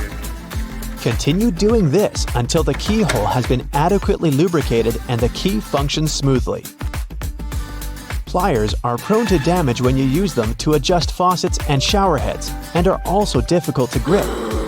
Take a couple of pieces from the end of an old garden hose and attach them to the jaws of the pliers. You'll find a huge improvement with grip and will avoid wear and tear. You can find a good use for discarded rubber for different things around the house. When fed up with tightening or loosening with a screwdriver, try using a simple rubber band. Place part of it into the screw grip and the screwdriver will have far greater traction. Moving cement blocks isn't safe for your lower back. Even with a wheelbarrow, it can be a risky process to place the cement onto the ground without causing damage. 3 simple cylinder pipes can make a world of difference, regardless of the size of the block. Try lifting the edge onto the first pipe with a pry bar, then pushing and maneuvering as you gradually direct the 3 pipes towards the desired location. Just make sure you're not doing this on a slope. That first strike on a nail can be a great success or will result in a throbbing thumb. A bobby pin is perfectly shaped to hold a nail in place, allowing for your hand to be clear out of harm's way and for you to strike the nail without fear. Use a crayon instead of a pen or pencil while working with a wet saw to ensure the markings are not removed. They will also be easier to see under the murky water. Checking the drains on the roof and determining when they need to be cleaned can take a lot of time. Using duct tape, attach a mirror on the end of a long broom and review whether the drains need to be cleaned. To further assist with your balance as you check on the gutters, attach a pair of old trainers to the end of the ladder. The spread of the shoe and its grip will ensure a further level of safety. Liquid caulk normally comes in huge tubes, so you can never use it all at once. The hardened tips of liquid caulk create blockages. Grab a used cork and drill through it to make a perfect lid, concealing the liquid caulk. Now it's ready to be used again with no blockages. So consider this. People started making ridge patterns on coins in past centuries to fight counterfeiters. In the old days, cheaters cut off the smooth edges of coins and used that metal to mint new money. But with ridges, it became impossible to hide the cutting. These small cylinders on the charging cables are called chokes or ferrite cores. They're magnetic iron oxide that helps to prevent electromagnetic interference. In simple words, they protect your device from faults. We all know about these little pockets on jeans where people used to keep their pocket watches. But what about these small metal buttons? They help hold the fabric together. Weavers put the buttons where the jeans can tear during moving and straining. These small holes on some backpacks were designed to tie extra gear to them, so you can pass ropes through them and tie sneakers if you don't want to keep them inside your backpack or in your hands. This tiny dot next to the camera on your iPhone is a microphone. It helps to get good quality of sound while taking a video. The Spotlight feature on your Mac can be used not only for a quick search of files and apps, it also works as a calculator. Just type in a mathematical problem you need to solve. Spotlight also uses internal dictionary data. Enter any word in the search bar, and you can get information about it. You've just bought a new bottle of oil. You're taking off the lid and looking at this little cork that you can tear off by pulling the loop. Take this thing out, but don't throw it in the trash. Put it back in an upside-down position to control the pour's flow by pressing your finger against it. Tiny ridges on the F and J keys on the keyboard help your fingers navigate during touch typing. When your index fingers are on these ridges, you know exactly where other letters are. The brushes on the sides of the escalators are not for polishing your shoes, but for your safety. These nylon bristles prevent your laces and clothes from getting inside the escalator's gears. Now, that wouldn't be good. Most door handles are made of brass. This type of metal is good for fighting microbes. Bacteria can't multiply that much on such surfaces. These public toilets' cubicles don't look private for a reason. Huge gaps at the bottom were created to make you want to get out of there as soon as possible. Thanks to this design, there are almost no queues. You can use a plastic lid from soda cups as a coaster. It has the perfect shape to hold your drink and keep a table surface from getting wet. Don't turn the lid upside down. Just put it on the table the same way it was on the cup. If you're stuck in a car during an accident and can't open the doors, you can use bars from the detachable headrest to break the window and get out. Remember those small plastic discs under the bottle lids? This little thing helps preserve vacuum inside bottles, keeping soda in a fizzy state. You've probably watched food heating in a microwave at least once in your life. Exciting, I know! But why do the developers make the door so dark? This black film is necessary to block electromagnetic fields. Tiny dots on padlocks next to the keyhole are designed to dry out the moisture if water gets inside the lock. Also, if the lock gets jammed or starts to rust, you can pour oil into it through this hole to fix the problem. A golf ball is covered with tiny craters for good aerodynamics. They're called dimples, and this design helps the ball fly further and more evenly. Some mugs have a little groove at the outside of the bottom. It helps water flow out and prevents it from accumulating when the cup is in the dishwasher. Sunglasses were first used not to protect your eyes from the sun. They used such glasses during Arctic expeditions. A huge amount of snow can blind you just like a bright flash. To save their eyes, they came up with these unique glasses. You can use any t-shirt not only for dressing, but also as a protective layer for your luggage. Just put your clothes on your suitcase as a cover and don't waste time plastic wrapping it. A button on the back of the shirt collar is there to keep your tie under the collar. Yes, people don't use it as intended because all ties are thinner now, but this button is still there as a decorative function. And here's the initial purpose of a tie. They created it in the 17th century Europe to tighten the collar. This way, people protected their necks from a strong wind. Then, they got used to this part of the outfit and made it a must-have accessory for royal gatherings. Soft pom-poms on hats were first invented several centuries ago. Sailors used them to avoid hitting their heads against low ship ceilings and ledges.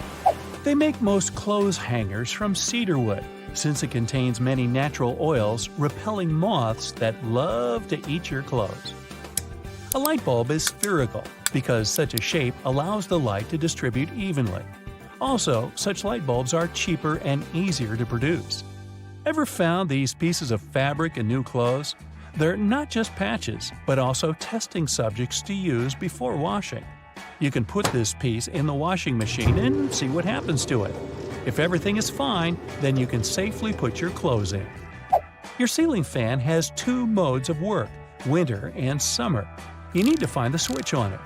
Push it up to activate the winter mode and down for the summer one.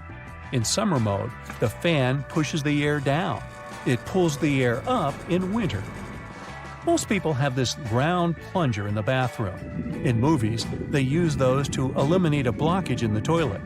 In fact, the plunger is to get rid of a blockage in the sink. For the toilet, you need another special device. The extra space under your oven is not for keeping pans and pots. You can put some dishes there. The heat of the stove will keep your meals warm. It's useful if you're waiting for friends late for dinner. You're taking a pack of popcorn out of a microwave after heating. See the little hole at the top of the popcorn bag? You can use it to get rid of small unpopped grains. Shake the pack over the plate and all the grains will fall out through the hole. Almost all people use a travel pillow incorrectly. Usually, they put two ends forward and lay their heads back. Try to turn the pillow on the other side. The arc should be under your chin and the two ends should be directed back. Lay your head forward and your neck will feel way more comfortable in this position, and you'll get a good nap.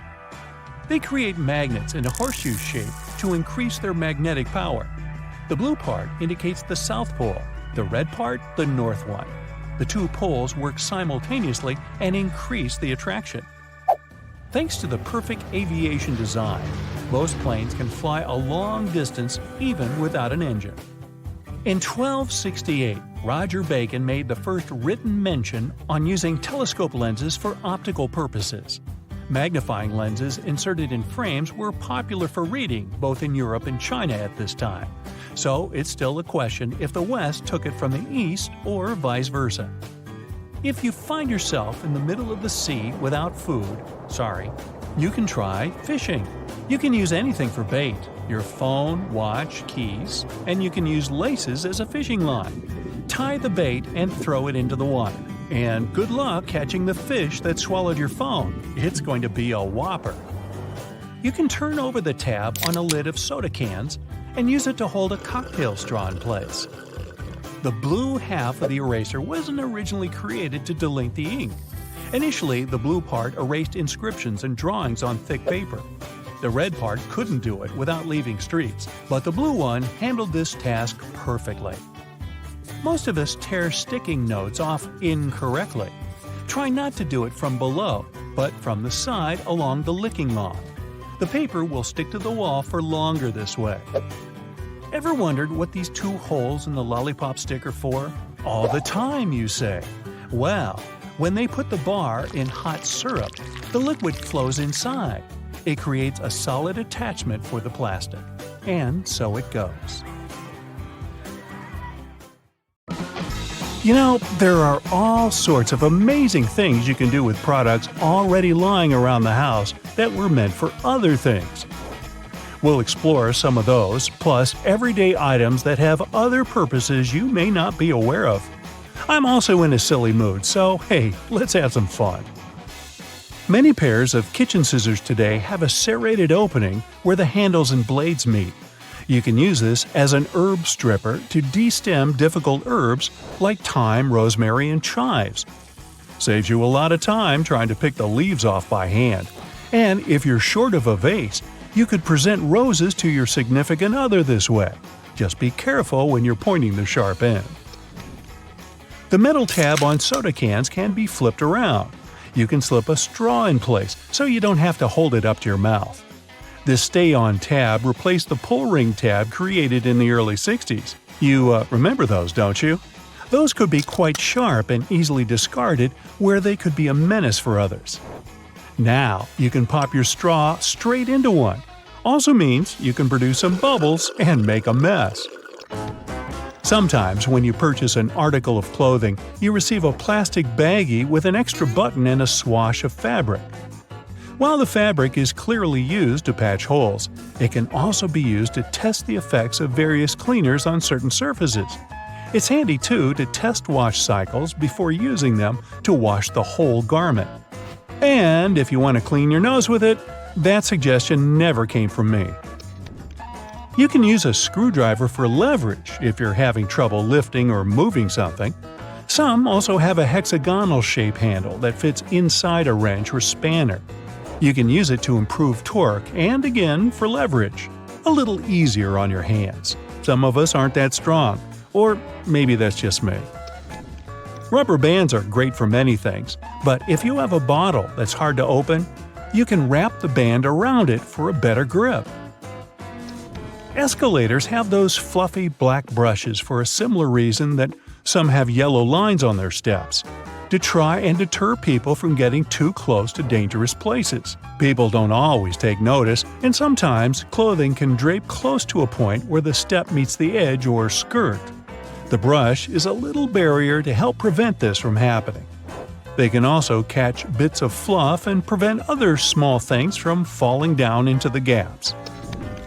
Your average pair of jeans has several features that are both functional and somewhat sentimental. The metal rivets around the pockets help secure the stress points. This ensures they last a bit longer than average, though not all jeans have them. Many still have a tiny pocket directly above the main pocket. This was originally meant to hold a pocket watch. Even though pocket watches are mostly a thing of the past, many people still use this space to store coins, rings, or even a portable USB. Now, this may seem a little obvious, but if you've ever wondered what all the notches are in a car tire, it's for traction on the road. However, there are also a good indicator if your tire is getting too worn down. If those notches aren't so deep anymore and are almost flush with the road, it's time to replace them. If you don't, the next time you try to stop suddenly at a stop sign, you might be surprised to find your car has turned into a giant roller skate. Those takeaway containers most associated with Chinese restaurants are designed to not only carry your food home, but to store them in the fridge. They double as a plate, as you can eat straight out of them and don't have to worry about dirty dishes. Yay! They were actually patented way back in 1894 to transport freshly shucked oysters and were known as oyster pails. They were later adapted to use as leak-proof containers for food. While you're sitting on an airplane and looking out the window, you may have noticed those little holes, or in some instances, a small singular opening near the bottom.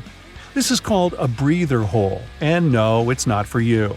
It's designed to equalize the difference in air pressure which builds up between the pressurized cabin and the atmosphere outside, especially during high altitudes. It also releases moisture from between the panes to avoid frost from forming on the windows and obstructing that all-important view. Sorry, but it looks like you won't be drawing a smiley face on it anytime soon. This was first introduced way back in 1956 by a company in Japan. Pretty cool, huh? They got their inspiration from snap-off rows on chocolate bars. Just don't get the two mixed up. One doesn't taste good. When it comes to measuring tape, almost every reel has an empty slot in the metallic end. This is called a nail grab, so you can attach it to a nail or screw. A handy trick to do measurements without requiring someone else to hold it in place. Ooh, Very nifty. Bobby pins have grooves on one side to hold your hair in place better. Crazy notion, huh? The straight side goes face up, while the grooves go down against your head.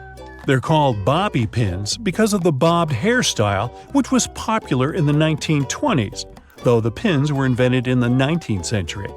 The look is gone, but the pins remain. Please take them out before you wash your hair, as they don't look great stuck to your fingers. If you've been in a car or a bus and noticed the textured black dots baked into the black edges, you've probably worked out that it's not there for its pretty looks. It's called frit, a ceramic paint. Its main purpose is to protect the window from ultraviolet rays. It also creates a rough surface for the adhesive to cling to. Now, if you see a pink lump of adhesive in the corner, please do not touch it. It's actually someone's old bubble gum.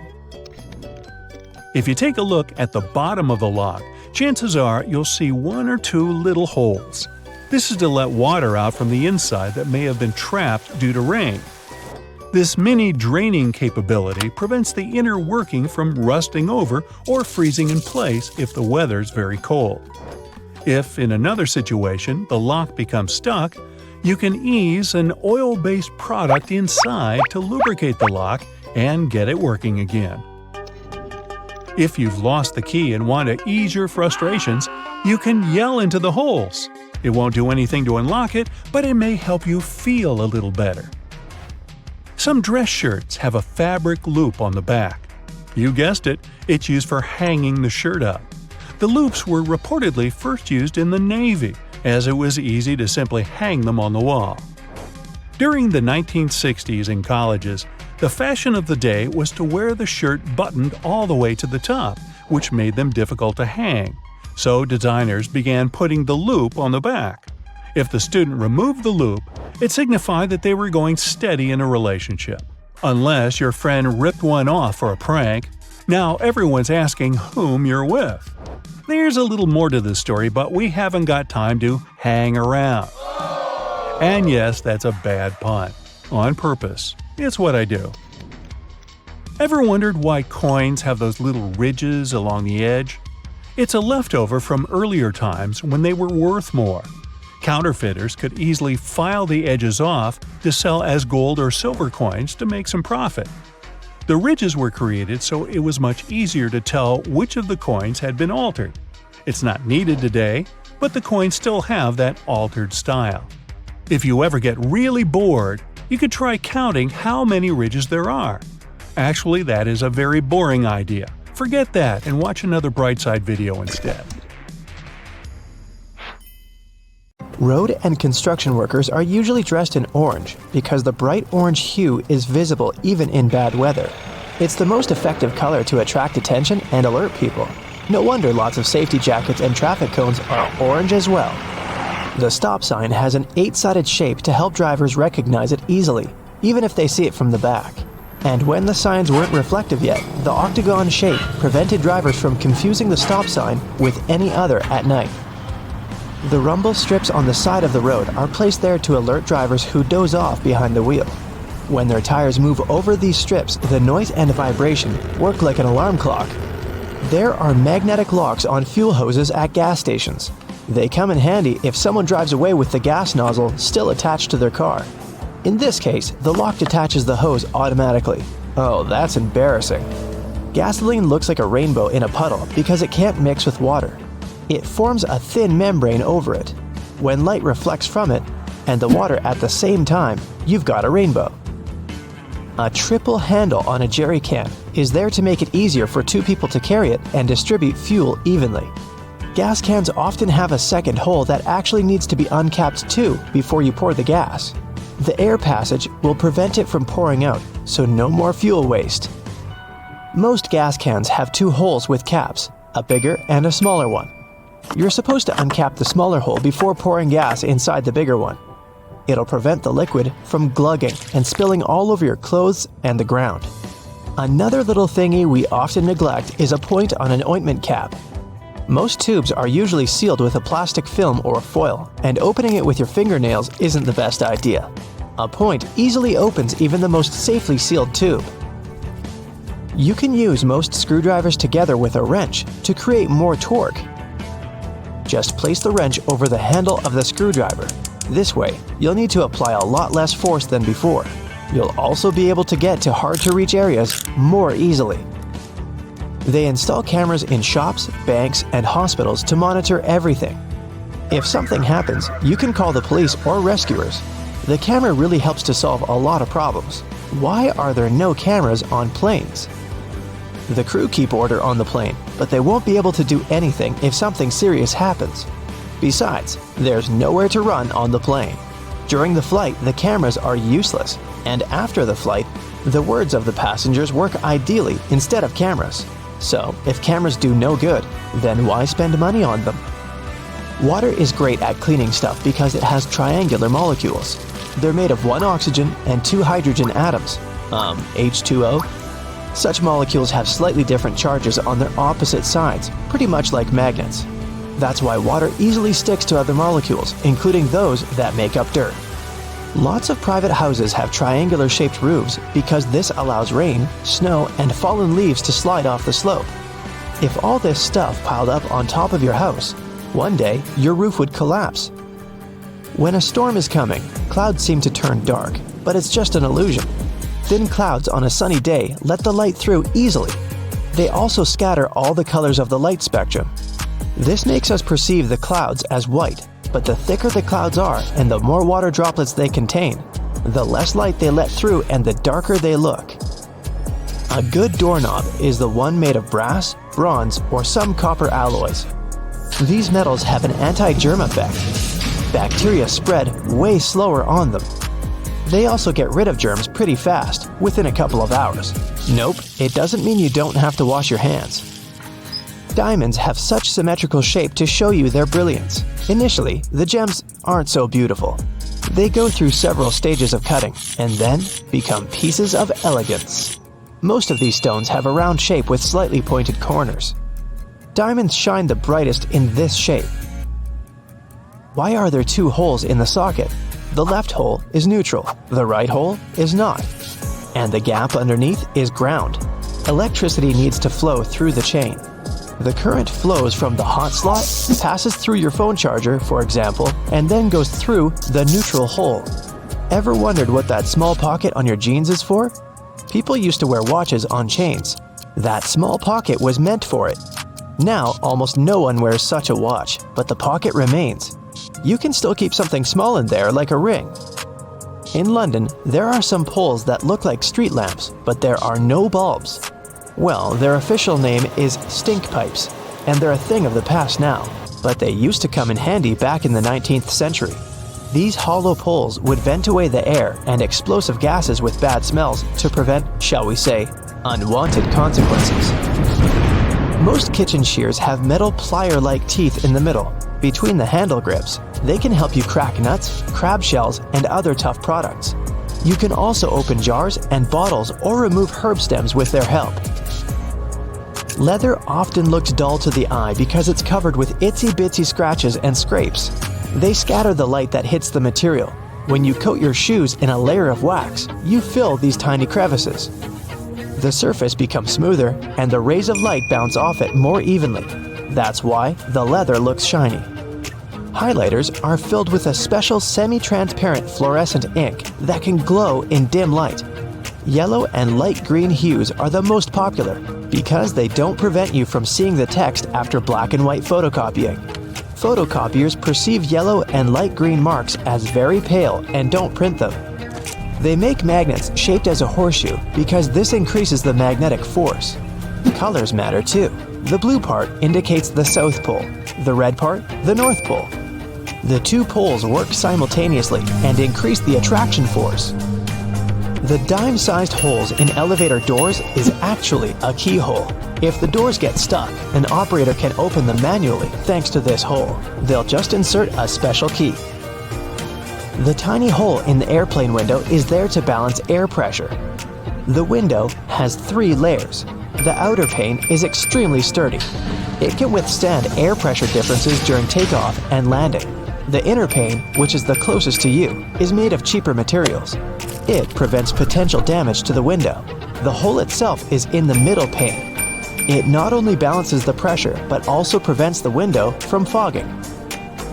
Escalator brushes are there for your safety. They don't allow you to come too close to the edge of the escalator. This way, your clothes won't end up between the steps. You see the sun as yellow or orange, because the atmosphere of our planet scatters such colors as blue, green, and violet. This is also why the sun looks warmer at sunrise and sunset. Go shopping for some oranges and I'm sure you'll get them in a red mesh bag. You'll rarely see them lying around without one of those. It's pure marketing, and that color isn't a random choice. When packed in a red mesh bag, oranges appear more orange, fresher, and more appealing to you. So, you're more likely to buy them, right? Lemons are usually sold in green mesh bags for a similar reason. If you pack them in red, they'll appear more orange. Green goes better with yellow and makes those lemons stand out. Mattress manufacturers make a limited number of different mattresses, and the only way to make them look different is to come up with a fancy stitching pattern. Two mattresses of two different companies might be the exact same quality, but cost differently. Most people will never know it and will decide that different patterns mean something in terms of quality. So, when shopping, don't mind the pattern at all. Almost all hotels have white bed sheets. They choose this color specifically to show how high their standards of cleanliness are. The whiter and brighter the sheets are, the more luxurious the hotel seems. It's much easier to see dirt and stains on white linen. It's like proof that you've checked into a clean room. All right, window seat on a flight to Hawaii. You get comfy and are about to have the flight of your life. As it goes on, you look out to the darkness and can't even see the clouds as you're cruising above the ocean. You notice that the flight attendant is asking everyone to shut the shades on the windows, including yours. The reason is that they want the passengers to be comfortable with the lighting. If an emergency happens, it'll take your eyes more time to adjust if there is light coming from the outside of the plane and the inside. If a power outage happens and the shades are shut, it'll be easier to act since your eyes are adjusted to the surroundings. Every second counts during times like this. Passengers are asked to leave the shades open during takeoffs during the day. And during a day flight, the cabin crew also asks passengers to leave the shades open so that the natural light outside illuminates the plane's interior. Now, there has never been an incident in history where a phone signal interference caused any problems during a flight. The idea is that when you're thousands of feet in the sky, your phone signal will bounce off different towers and the signal will get more powerful. This normally won't be a problem in mid-flight when the pilots aren't doing much work. The real concentration and critical moments are during the landing and the takeoff. The phone signals will just flood the networks on the ground, which will make the pilot's job just a little bit more annoying. Now, it seems to bother you that the windows on the plane are so small given the improved technology over the years. The windows on airplanes are so small relative to the size because they need to maximize the hull between them and increase the strength of the frame. The overall frame over the plane is actually at its strongest if there aren't any windows at all. Metal fatigue occurs over time, originating at the weak points of the plane. The bigger the windows, the weaker the frame. You lift the shades just to take a peek outside. You're so far from the ground, it looks like you're actually closer to space than Earth, but you're only 7% the distance from where astronauts go. Planes can technically go higher than that, but they can't because it won't be good for the passengers and the crew members. Planes can sometimes cause lightning storms during a cloudy flight, but don't worry, you're safe. The static creates lightning whenever a plane passes through, and it can strike while it's moving.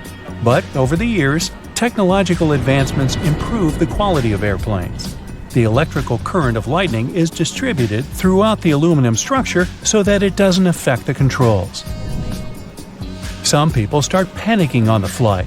All the windows are shut because the flash of lightning is disturbing for many people who are trying to sleep. One person panics a little too much and tries to open the exterior door in mid-flight. Well, this is almost impossible to do because of internal pressure. You'd have to be a superhero to open it up. The plane exits the cloud cluster back into normal sky. The flight attendants are bringing out some dinner. You pull out your tray and wipe it clean. It's reported that this is the dirtiest part of the plane. Nope, not even the toilet. After cleaning it, they serve some chicken and little veggies on the side. The smell is incredible, but when you take a bite, it somehow doesn't taste as good. It's because the difference in air pressure and the low humidity alters your taste buds, especially the sweet tooth part and the salty buds. Only a few hours left until you arrive at your destination. You wake up, and the flight attendants ask you to put on your seatbelt and tuck in your tray. The plane lands and parks. You're the last one out and make your way to the baggage claim. The conveyor belt rotates, but you don't see your bags. When flights lose your baggage, there's a pretty good chance that they're still in the location where you traveled from. Occasionally, they can end up on other flights due to human error. The flight agencies can recover your luggage if you file that they're missing. You read the signs on the flight destination screen showing the arrivals and departures. These signs are written in 3 specific fonts so that people can read them from afar while walking. As you continue walking, you stare out into the large window panels. These windows are made of special material. It makes you feel like you're closer to your plane than when you look through regular ones. You notice they're driving the bags to the planes for loading and refueling them before takeoff. They fill up the planes with just enough fuel to take them to their destination, rather than pumping them with a little extra. That's because they need the planes to be as light as possible since fuel is heavy. You head outside and feel the hot wind of Hawaii in your hair. It's only a matter of time before you're dipping your feet in the ocean water. You try to find a taxi, but they're all taken. Taxis are yellow because a salesman in 1907 had a lot of cars in his lot and didn't know what to do with them. He decided to start a taxi business to make use of those idle cars. To make them stand out from the rest of the cars, he decided to color them yellow. According to a survey, yellow cars are the easiest to spot on the street. School buses also use yellow to stick out from the crowd. Colors are important in our daily lives, just like the colors of a traffic light or the flashy red color of a stop sign. But it wasn't always red. In the early 1900s, the red dye wasn't consistent and faded over time, so they used yellow instead. In the 1950s, they finally started using a red color that didn't fade away and white lettering for stop. Well, you finally find a cab and enter. You're so tired and decide to shut your eyes for a bit. Scientists still don't know why we need sleep, but it has to do with resting our brains so that we can function for the next day.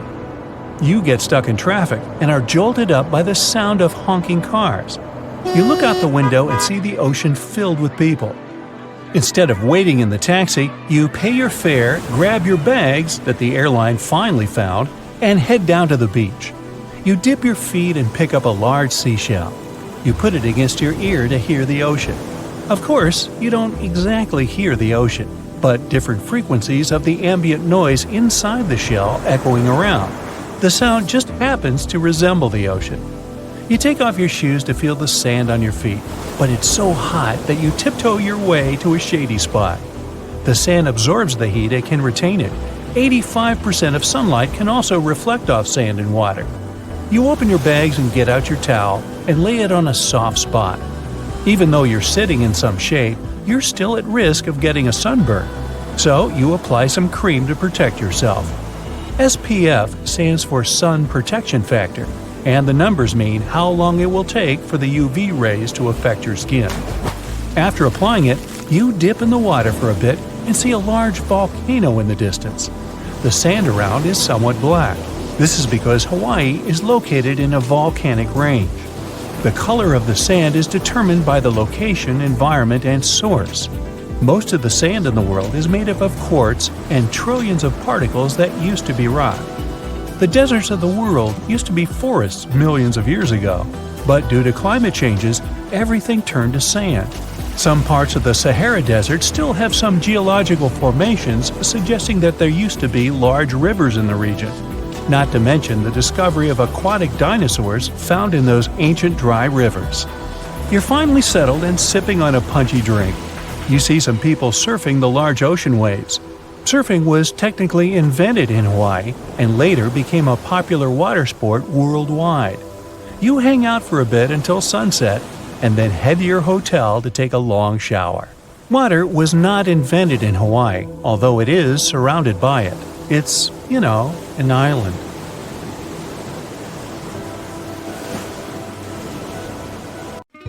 Many shirts have 2 buttons on the cuffs, but only 1 buttonhole. So what is the second button for? Turns out you can use it whenever you're wearing a watch, so the cuff is looser. Most clothing items you buy come with a small bag of fabric or a button, or both. Buttons obviously can be used as a replacement if you lose the original ones. Pieces of fabric can be used to patch up a hole, but most importantly, it's a tester. You can use it to test different washing products on it and see what happens to the fabric. Some umbrellas have a tip at the top, and it turns out it's not just a pretty design.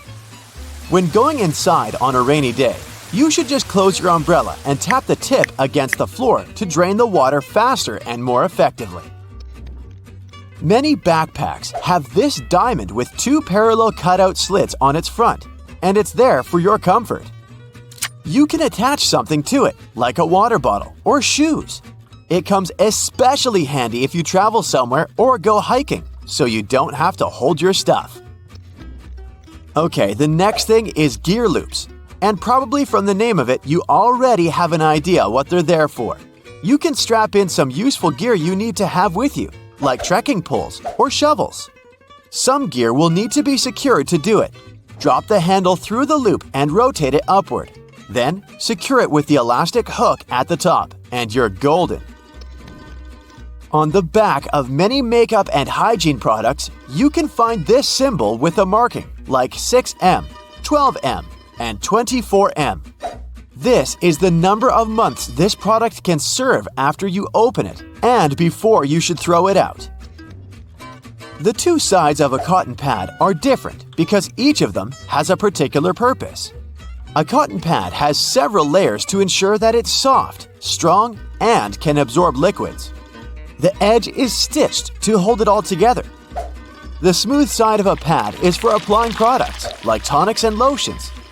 And the embossed side is best for cleansing and makeup removal. Also, any pack of cotton pads has those strings on the sides. They're there so you can hang the package somewhere. Then, you can open the package at the bottom where the perforated line is and take them out. Did you know that there is an efficient way to pull a thread from yarn? When you pull from the outside, the yarn rolls away, so you need to hold it. However, if you pull it from the center, it will stay together. We're all familiar with staplers, but I bet you don't know all its secrets. Most staplers have a compartment to store spare staples, which can be located either on top or at the bottom. Also, surprise! This metal plate you press staples against can be turned around. This way, the device will be able to staple your documents by turning the metal ends outwards. No need to wonder whether you need to get a smaller or bigger container. Turns out, plastic food containers have volume measurements on their bottoms, indicating how much food they can fit. Ceiling fans come with a small switch on the inside of the blade. You might not have noticed it because it's not in plain sight, so check yours out. This switch allows you to change the direction of rotation. Now, why would you want to do that? The blades of a fan push the air in different directions, depending on the way they rotate. In the summer, you need the air to be pushed down to create the effect of a breeze. In the winter, the direction should be changed so that the air is pushed towards the ceiling. It then heats up before going down the walls. Have you noticed that the gas tank sign on cars' dashboards has a little arrow next to it? Well, this arrow has a purpose. It points at the side of the car where the gas tank is located. It's very useful for forgetful people who constantly wonder where their gas tank is, and also for those who drive rentals once in a while. The answer is right in front of your eyes. If you can't find the arrow on your panel, then the fuel hose on the icon indicates the side instead. All car tires have 12-digit numbers printed on them, and they're actually important codes for car owners if they want to get the right tire. The first letter identifies the type of tire. P stands for a tire for light passenger cars. and LT is for heavy vehicles. Then, the following numbers stand for the width of the tire, its radial, and its diameter. Measuring tapes have that metal stud on the end, which you can use to attach the tape to the surface you measure. This way, you don't need to hold it yourself. But there's also a small slot, which can be used to hang the tape on a nail, again to free your hands and keep measuring. The bottom of the end of the tape has a ridged edge. It will help you make a mark if you don't have a marking tool with you. On the tape, there are black diamonds that are placed every 19.2 inches. They're useful for construction workers when spacing engineering joists. They can also be useful for you if you want to hang something heavy, for example. The diamond will mark the exact center of a wooden joist. Those are placed 16 inches apart from one another. There, you can drill something to that center to make sure whatever you hang is safely attached to the joist instead of the unreliable thin wall. Pictures will survive, but it's particularly important if you're hanging something heavy. Did you know that batteries have an expiration date? Yes, it's printed right on their label, but I've never noticed it before. The expiration date doesn't mean you can't use it after that. It's more like a recommended usage period, after which the manufacturer can't guarantee full battery life due to deteriorated components.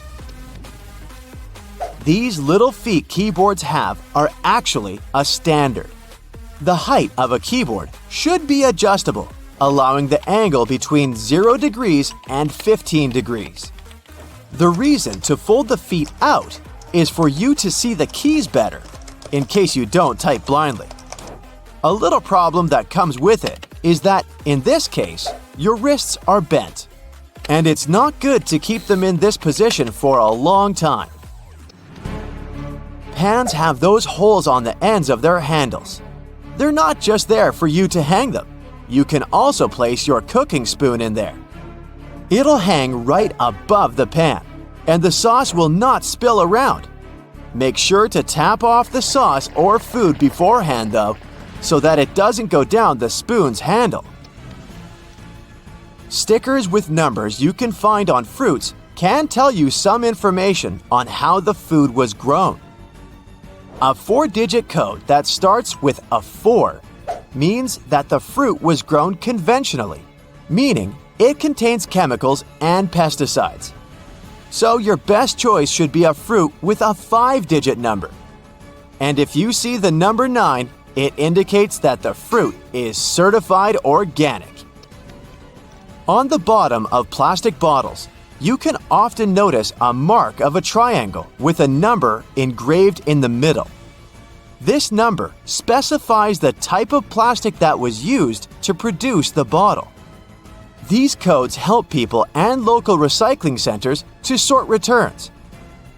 Products that were made of plastic of types 1 and 2 are the easiest ones to recycle. Plastics of types 3 through 7 are tougher to recycle. You're trying on a pair of jeans, a dress, or a jacket, and are about to dig your hand into the pocket when you realize there's no depth to it. The pocket is simply not there. But why would anyone create pockets you can't put anything in? And now would be a good time to pick your iPhone up from off the floor. Well, the reason for fake pockets is simple. If a clothing item has a specific cut or shape, pockets may spoil it. They can alter the item's shape, either in the warehouse or already on the retail rack. The solution? Getting rid of pockets in key areas. Plus, fake pockets are obviously cheaper, and they don't get stretched out. Interestingly, this practice goes back to the 17th century. That's when pockets were actually removable. They resembled small bags, and women, for example, could move them from one outfit to another. Unfortunately, it was also very convenient for pickpockets. They could grab such a pocket and run off with it. Then, clothes became more streamlined, and slim pockets started to be sewn right into them instead of attachable bags. This was believed to make the shape of a person's silhouette more alluring. But soon, slimmer skirts came into fashion and pockets went out of it, and people started using handbags instead. These days, most pockets are real, but some of them are still fake. So, how can we make sure that we don't actually turn a fake pocket into a hole thinking it's a real one? Well, first of all, take a look at the stitching along the edge of the pocket, where it's supposed to open up.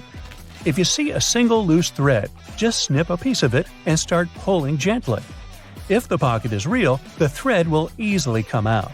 But if you feel that the stitching won't budge, most likely you have a faux pocket on your hands. If this is the case, just leave it be. Now let's move on to some other everyday objects that may be hiding some secrets. For example, those lines on some kinds of chips. For one thing, they help with the distribution of spices and seasonings. In other words, all those substances that make your chips taste like cheese are mostly stored inside the lines. Plus, the lines make chips crunchier. Highlighters are filled with a special semi-transparent fluorescent ink that can glow in dim light. Yellow and light green hues are the most popular because they don't prevent you from seeing the text after black and white photocopying. Photocopiers perceive yellow and light green marks as almost non-existent and don't print them. Now, back in the day, the first jeans had one problem. Workers and miners, who were the original jeans wearers, put too much pressure on the poor piece of clothing.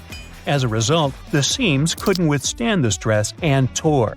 So, tiny metal studs were invented to prevent this from happening. Most metallic zippers have a hidden lock inside them. That's why you shouldn't leave the zipper handle in an upward position. When you pull it downwards, it automatically locks. It's all thanks to several tiny grooves hidden underneath the handle. Now, about those horizontal lines on plastic bottles. They help hold bottles up. Some bottles are produced from soft plastic. Without the lines, they wouldn't keep their shape. Instead, they would twist easily or even break. Bath foam isn't only for fun or a nice smell. It helps regulate the temperature too. The bubbles keep the water hot, and you can enjoy your bath a bit longer, with or without your rubber ducky. Ever notice that layer of clear liquid in gel pens? It's called the ink follower or stopper fluid. The gel in such pens contains pigment particles dissolved in a polymer solution. The gel should be thick enough to keep the pigment particles suspended, but also thin enough to flow first onto the ball and then the paper. The main task of the stopper fluid is to be a barrier to prevent the gel from evaporating or leaking out. Without this transparent fluid, your gel pen wouldn't function. The fluid always stays in one position and doesn't get dissolved with the gel. Neither does it move backward or flow out of the pen. The holes in the bottoms of your earphones allow air to circulate up and through the speakers. It allows to increase low frequencies, making the bass sound deeper. The quality of the sound also becomes much better. Some plastic milk containers have dents on their sides. Try as they might, they just cannot park without some damage. Nah, I made that up. These dents serve several purposes. For one thing, when milk spoils, this process usually causes swelling and high-pressure buildup inside the container. Oh boy, that's when the dent comes in handy. It pops out and doesn't let the jug blow up. Plus, if you ever decide to freeze the milk, it will expand like any other liquid. And then again, the indentation will pop out and prevent the container from breaking inside your freezer. That's a good thing. Airplane windows have rounded edges, and that's a crucial safety measure. It prevents aircraft accidents. Weak spots are usually situated in the corners. If airplane windows were square or rectangular, each of them would have 4 potential weak spots. Under pressure, they would collapse. If you look closely at a tram's overhead lines, you'll see that its contact wires zigzag back and forth instead of going in a straight line. The thing is that all trams have pantographs attached to their roofs. The upper part of the pantograph is gradually worn down by the overhead wire and eventually needs to be replaced. To wear it down evenly, the wire is not installed strictly along the tram's path, but in zigzag patterns. As the tram moves, the pantograph slides along the wire and it wears down evenly. You might have wondered why some gas cans have 2 holes with caps, one bigger and one smaller. Before, I thought that the little hole was used when you poured something into a smaller container. But I was wrong. A very infrequent occasion. In reality, You're supposed to uncap it before you pour the gas inside the bigger hole to prevent it from glugging and spilling on your clothes and on the ground. Most of the buttonholes on a shirt are vertical, but the top and sometimes bottom ones are horizontal. The reason is simple: these two buttons slip out more often than others. Luckily, producers have found the solution that can prevent these buttons from slipping out: horizontal buttonholes. What engineering! Buttons tend to slip out less from such buttonholes. Stick sachets of sugar or salt are easier to open than many people think. There's no need to tear off one of the ends. The right way is actually to tear them down the middle. Some boots have loops sticking out on the back. Their main purpose is to help you pull your shoes on easier. Just tug on the loop while you're pushing your heel into the boot. You can also use these loops to hang your boots on a hook when they're dirty or when you want to dry them after washing. Or you can run your laces through the loop if you want to tie them around your ankle. When you're on board the plane, you might spot a little triangle over your seat. Such triangles show the flight crew the best spots to check the plane's flaps through the window, just in case they're flapping. If your shoes are really slippery, just take a bit of sandpaper and rub it on the soles for better traction. They'll become more grippy and you'll be able to wear them out in the rain. Now, if they get too wet, they might turn gripey, but that's only if you have talking shoes. If you drill several holes at the bottom of your garbage can, putting in and taking out trash bags will become much easier. You won't have any problems with suction. You can usually find some silica gel in bags, shoes, and many other things you buy. This shell absorbs excess moisture. Don't throw it away. Each time your shoes get wet, put a few packets of silica gel inside. The thermos wasn't actually invented to keep your coffee warm. It was made by a Scottish scientist who just wanted a safe place to put his chemicals at a stable temperature. So he took 2 bottles, put the smaller one inside the bigger one, and vacuumed out the air between them. Well, anyway, thanks for the hot coffee. It all started in early 20th century France. They introduced the idea of some fancy French word, basically eating small amounts of beautifully served food, 5, 10, 15, up to 20 courses.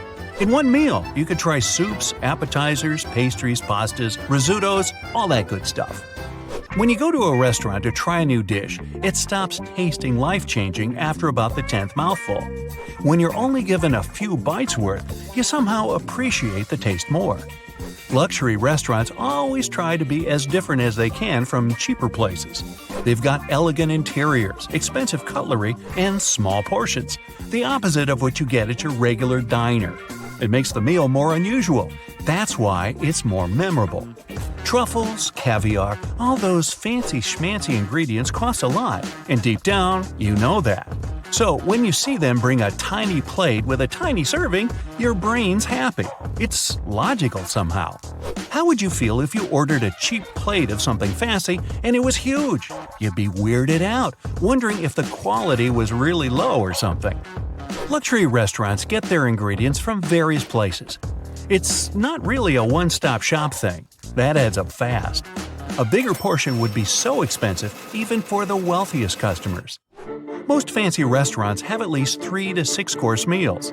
At some, you might get up to 30. You wouldn't be able to try them all if they were regular size.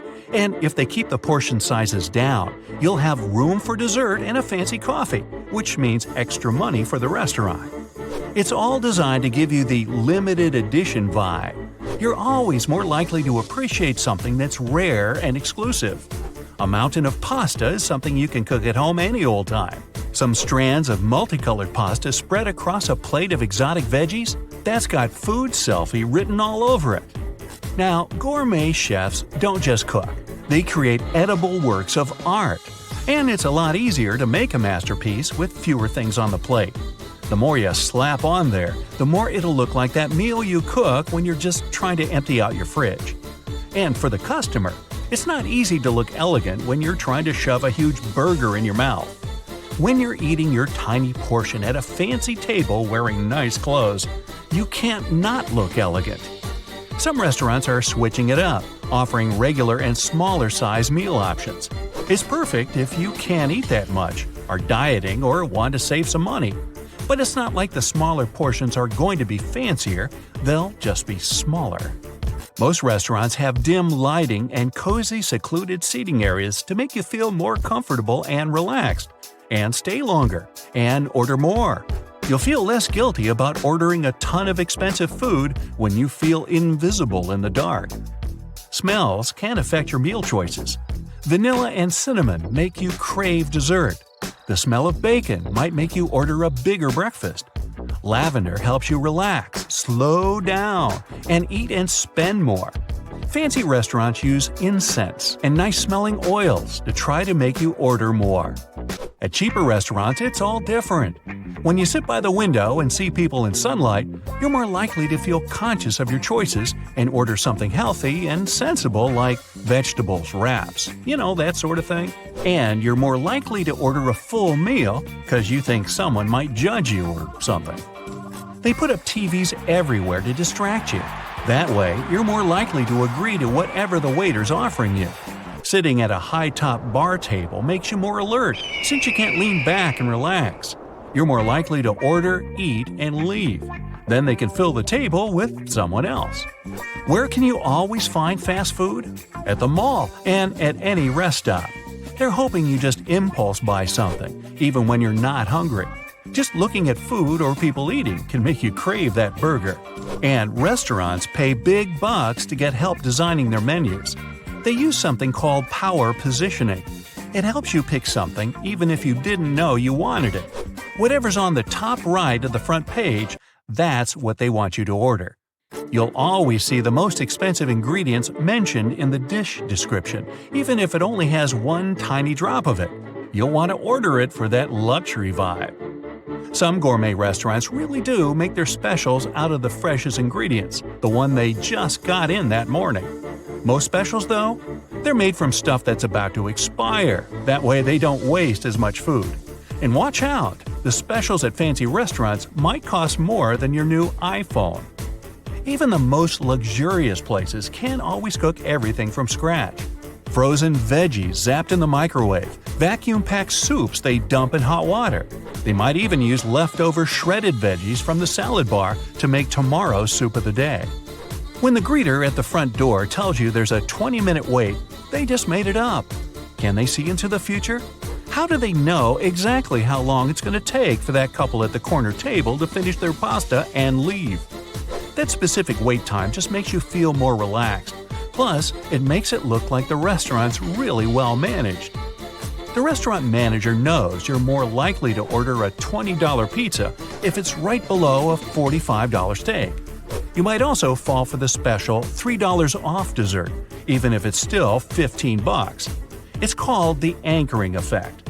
Your brain gets stuck on the $3 off bit and ignores the actual price. When a friendly waiter invites you to take another look at the menu, it's impossible to say no. You naturally want to please others.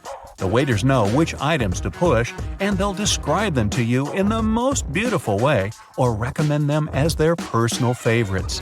Just try it. Ask them to recommend you a dessert. I bet you anything it'll be the most expensive one. The music you hear at restaurants affects the taste of food. You're more likely to rate your pasta or pizza as authentic if they're pumping out some Italian opera jams. Chips taste fresher when they crunch super loud, and oysters feel saltier when there's some sort of Caribbean music going on. Waiters always want to start you off with a drink before you even open the menu to catch you off guard. And if one person orders a pricey drink, chances are everyone else will too. Menus that don't use dollar signs make you feel better and more relaxed about spending money. And they don't use cents either. The less numbers you see, the more you're going to be willing to pay. You're more likely to order a meal that has a long, juicy name like Seasoned Wood-Fire Grilled Fish Fillet with our head chef's signature sauce and Uncle John's secret recipe fried potatoes. I'm in. Hey. Sorry, guys. That sounds better than grilled fish with potatoes. The first one sounds expensive and like it's a secret family recipe. Restaurants always like to make meals sound more authentic. That's why they're always loaded with foreign words, makes it seem extra fancy. Restaurants get busy at lunch, at least that's the plan. To stop you from noticing that your meal's taking forever, they slow everything else down too. They'll keep you waiting for a table, then seat you at an empty table, then put out the dishes and cutlery, then bring you the menu, then, well, you get the picture. Sorry to burst your bubble, but you aren't always the first customer to get that bread basket. What's left from the previous guest, you might be eating that right now. When waiters bring you free snacks, they're trying to make you thirsty. All those chips and crackers are packed with sodium. When you eat too much of it, your body sends a signal to your kidneys that it's time to flush out the system. Before you know it, you're ordering a bunch of extra drinks. Even the smartest folks make vital home security mistakes, such as using combination locks. Well, that means dummies like me are in real trouble. There's no denying combination locks are convenient. You don't need to worry about losing the key or anything. But one of the biggest problems combination locks have is that they can be cracked through trial and error, and you don't need to be Danny Ocean to do that. Try enough times and you'll be able to unlock one. So, convenience? It comes at a cost to security. This is all due to the mechanics of how these locks work. Inside a combination lock, there are several rotating discs. Each of these is aligned with a number on the dial. When you enter the correct combination, these internal components align perfectly, creating a clear path that allows the lock to open. This simplicity, however, is also their Achilles heel. The reliance on a fixed numeric code means that anyone with time and patience can attempt a brute force approach, methodically trying different combinations until they stumble upon the correct one.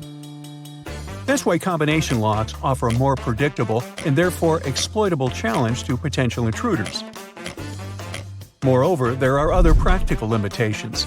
Some combination locks may not be as resistant to extreme weather conditions, such as rain, snow, or freezing temperatures, which can affect their performance and reliability. Additionally, entering a combination can be slower than using a key, potentially inconvenient or problematic in emergencies or situations where quick access is required.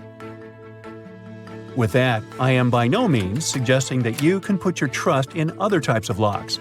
All come with their own weaknesses. Now let's take key locks next. At first glance, with their unique physical keys and intricate internal mechanisms, they appear to offer a higher degree of security. Sure, their complex design with pins that must align perfectly with the key's cuts seems to provide a sturdy safeguard against intruders. But the truth is, keyed locks can be vulnerable to various bypass methods, including lockpicking, a skill that determined intruders can easily master. Additionally, they make way for mistakes within a mistake. Talk about security inception. The common practice of hiding spare keys around the home, like under the doormat or stones, significantly weakens the security keyed locks offer. There's also the risk of keys being duplicated without the owner's knowledge. And even if you are careful not to leave your key anywhere or give it to anyone, there's also the possibility that an intruder might try to break the lock. If the thief has strong muscles and knows you will not be home for a while, then kiss your valuable belongings goodbye. Now, how about key safe locks? You know, the ones that people use for rental apartments? These devices are typically mounted to a wall or other secure surface and can be accessed only by entering a correct code. They provide a secure place to store your keys, eliminating the risky game of hide-and-seek with your spare keys under flower pots. Sounds like a solid plan, right?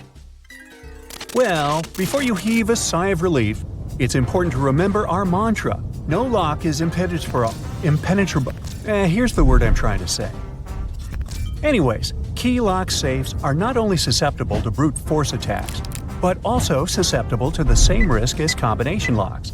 Furthermore, the very visibility of a key safe can sometimes be a giveaway to burglars that you're security conscious, potentially making your home a more tempting target. It's a bit of a paradox, isn't it? But the worst part is even a piece of paper might be enough to open them. Key lock safes typically consist of several rotating wheels inside the lock. Each wheel has a small notch known as a gate. When you dial in the combination, you're actually rotating these wheels. The correct combination aligns all the gates in a straight line. Once aligned, a bar or lever inside the lock, called the fence, drops into these aligned gates and the lock can be opened. The intruders might be able to figure out the configuration on key lock safes using a thin piece of paper. And the rest of the process involves some mathematical skills as well as lots of luck.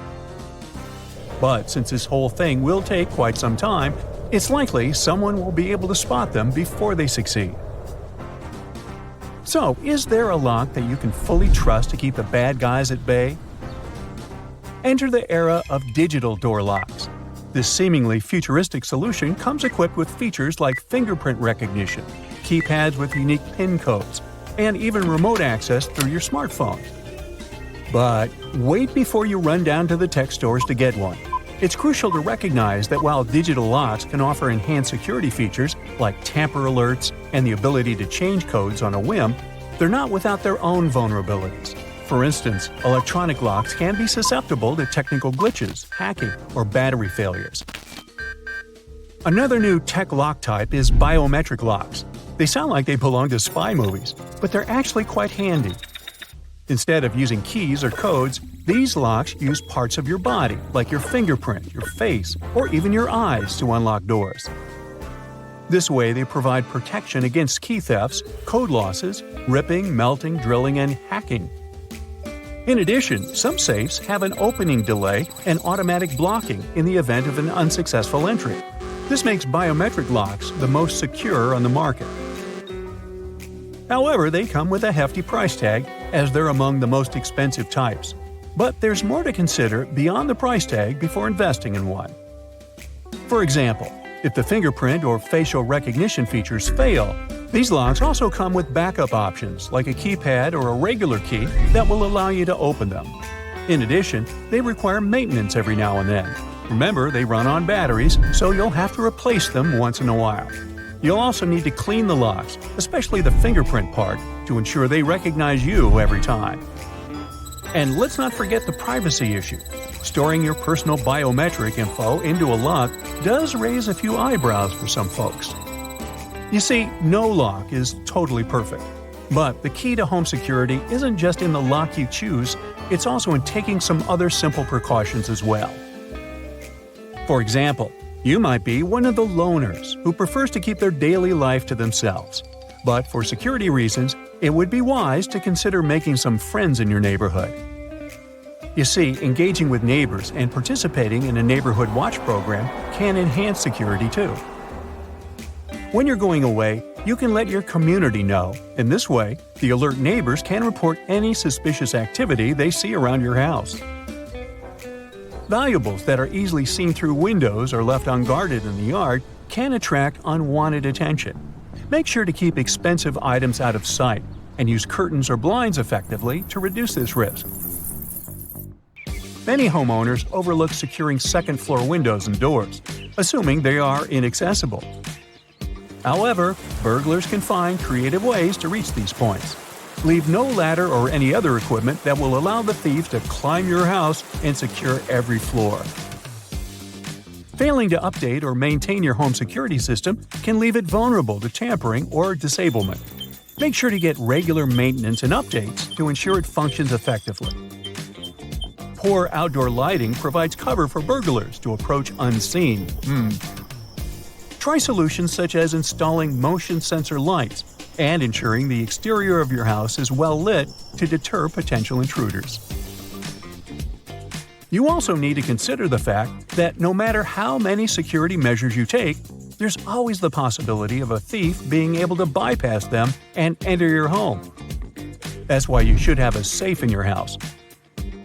It's a secondary line of defense that's often overlooked, but in the case of a break-in, a secure safe can help you protect valuable documents, jewelry, and other irreplaceable items. And lastly, an often overlooked aspect of home security is digital.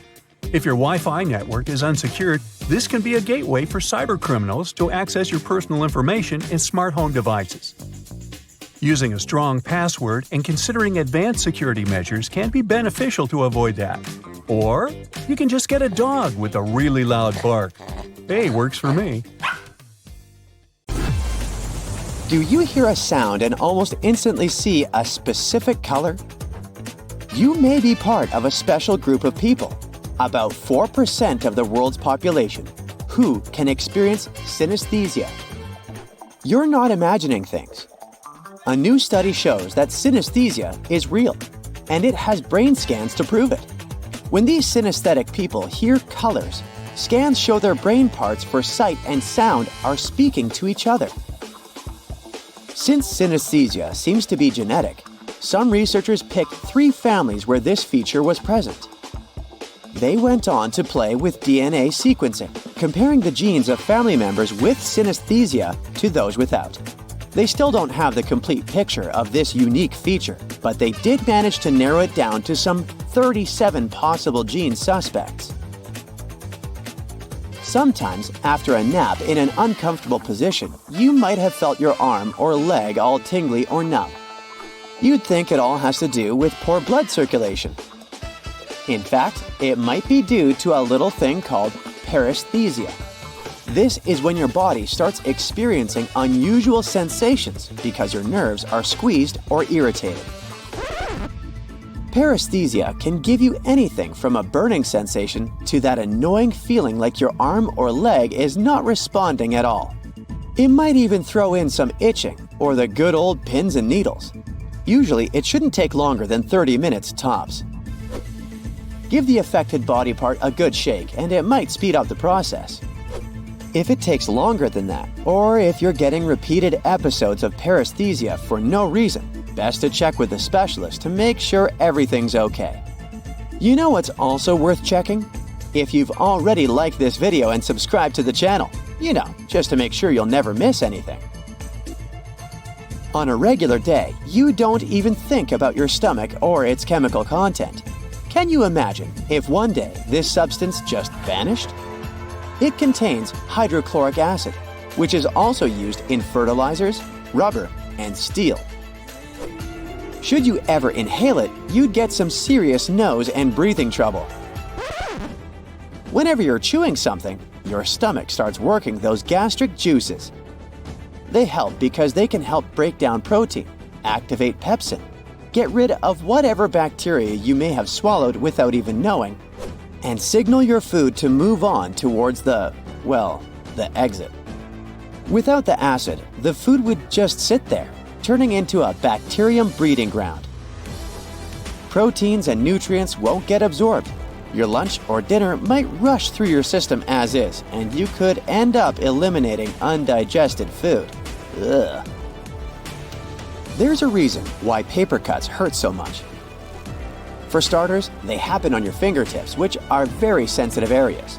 That's because they're full of receptors, which are like your body's receptionists, helping you determine the size, shape, texture, and temperature of the things you touch. When you get a paper cut, these receptors get instantly triggered, sending unpleasant information to the brain.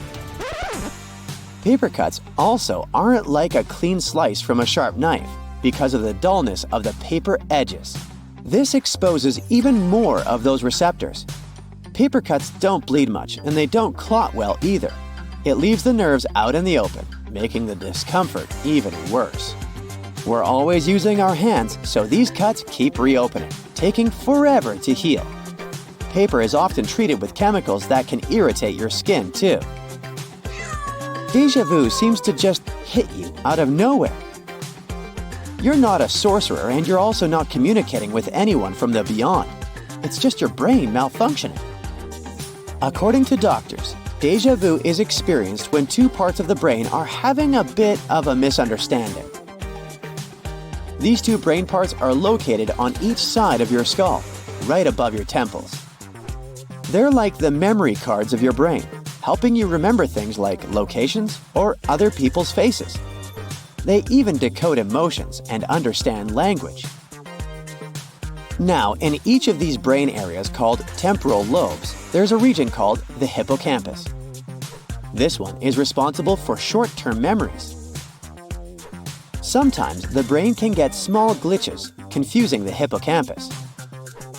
That's when we get déjà vu. All this process messes with your recognition memory systems, giving you that weird feeling that you've been there before. Or you've already met a person you're seeing for the first time. This is a completely normal process, and you're more likely to experience déjà vu if you're between 15 and 25 years old. It also seems that people who travel a lot or have the ability to remember their dreams experience it more often. It's hard to imagine if a whole civilization could survive without anyone having sight. That's highly unlikely, and here's why. First, imagine trying to grow food when you can't even see what you're doing. Prepping the soil would turn into a nightmare, because without sight, we'd be lost in, say, a massive wheat field with no reference points. Gathering that little food wouldn't be easy either.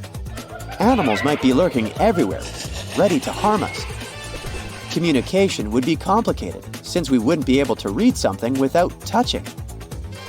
Even our social lives would be different.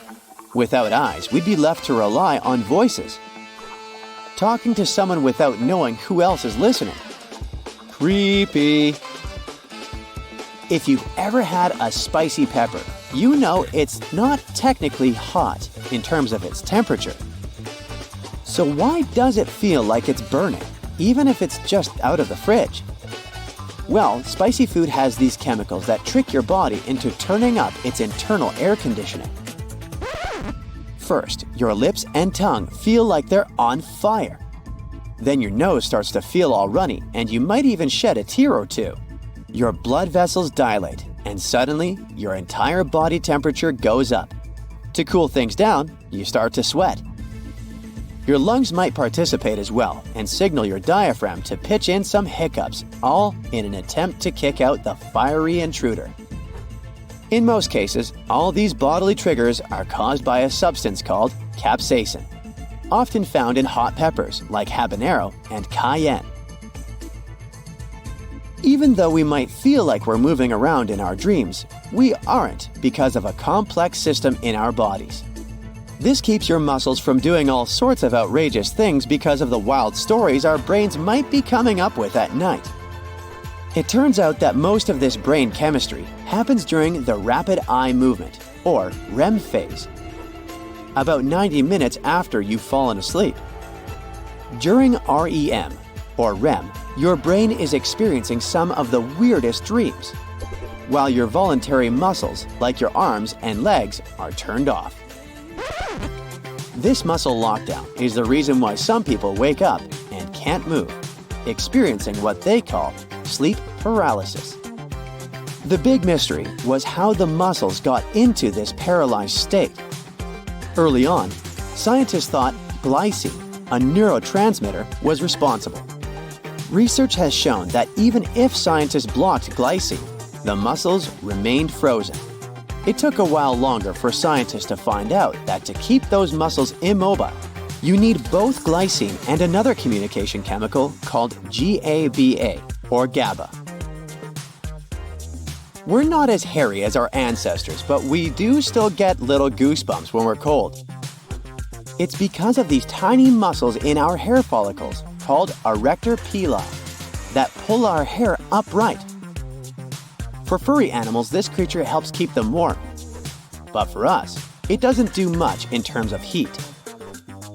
Still, we and some other less hairy creatures kept this ability over the years. Experiments were done to figure out more about these goosebumps. They found these three key players: those erector pili muscles, sympathetic nerves, and hair follicles. When they played around with the nerves, hair growth slowed down. The nerves and our hair follicles work like partners, making chemical synapses. So, goosebumps aren't just a quick fix to lower temperatures. They might also tell our stem cells to grow more hair in the long run. That's why losing those muscle cells could be linked to going bald. That's it for today. So hey, if you pacified your curiosity, then give the video a like and share it with your friends. Or if you want more, just click on these videos and stay on the bright side.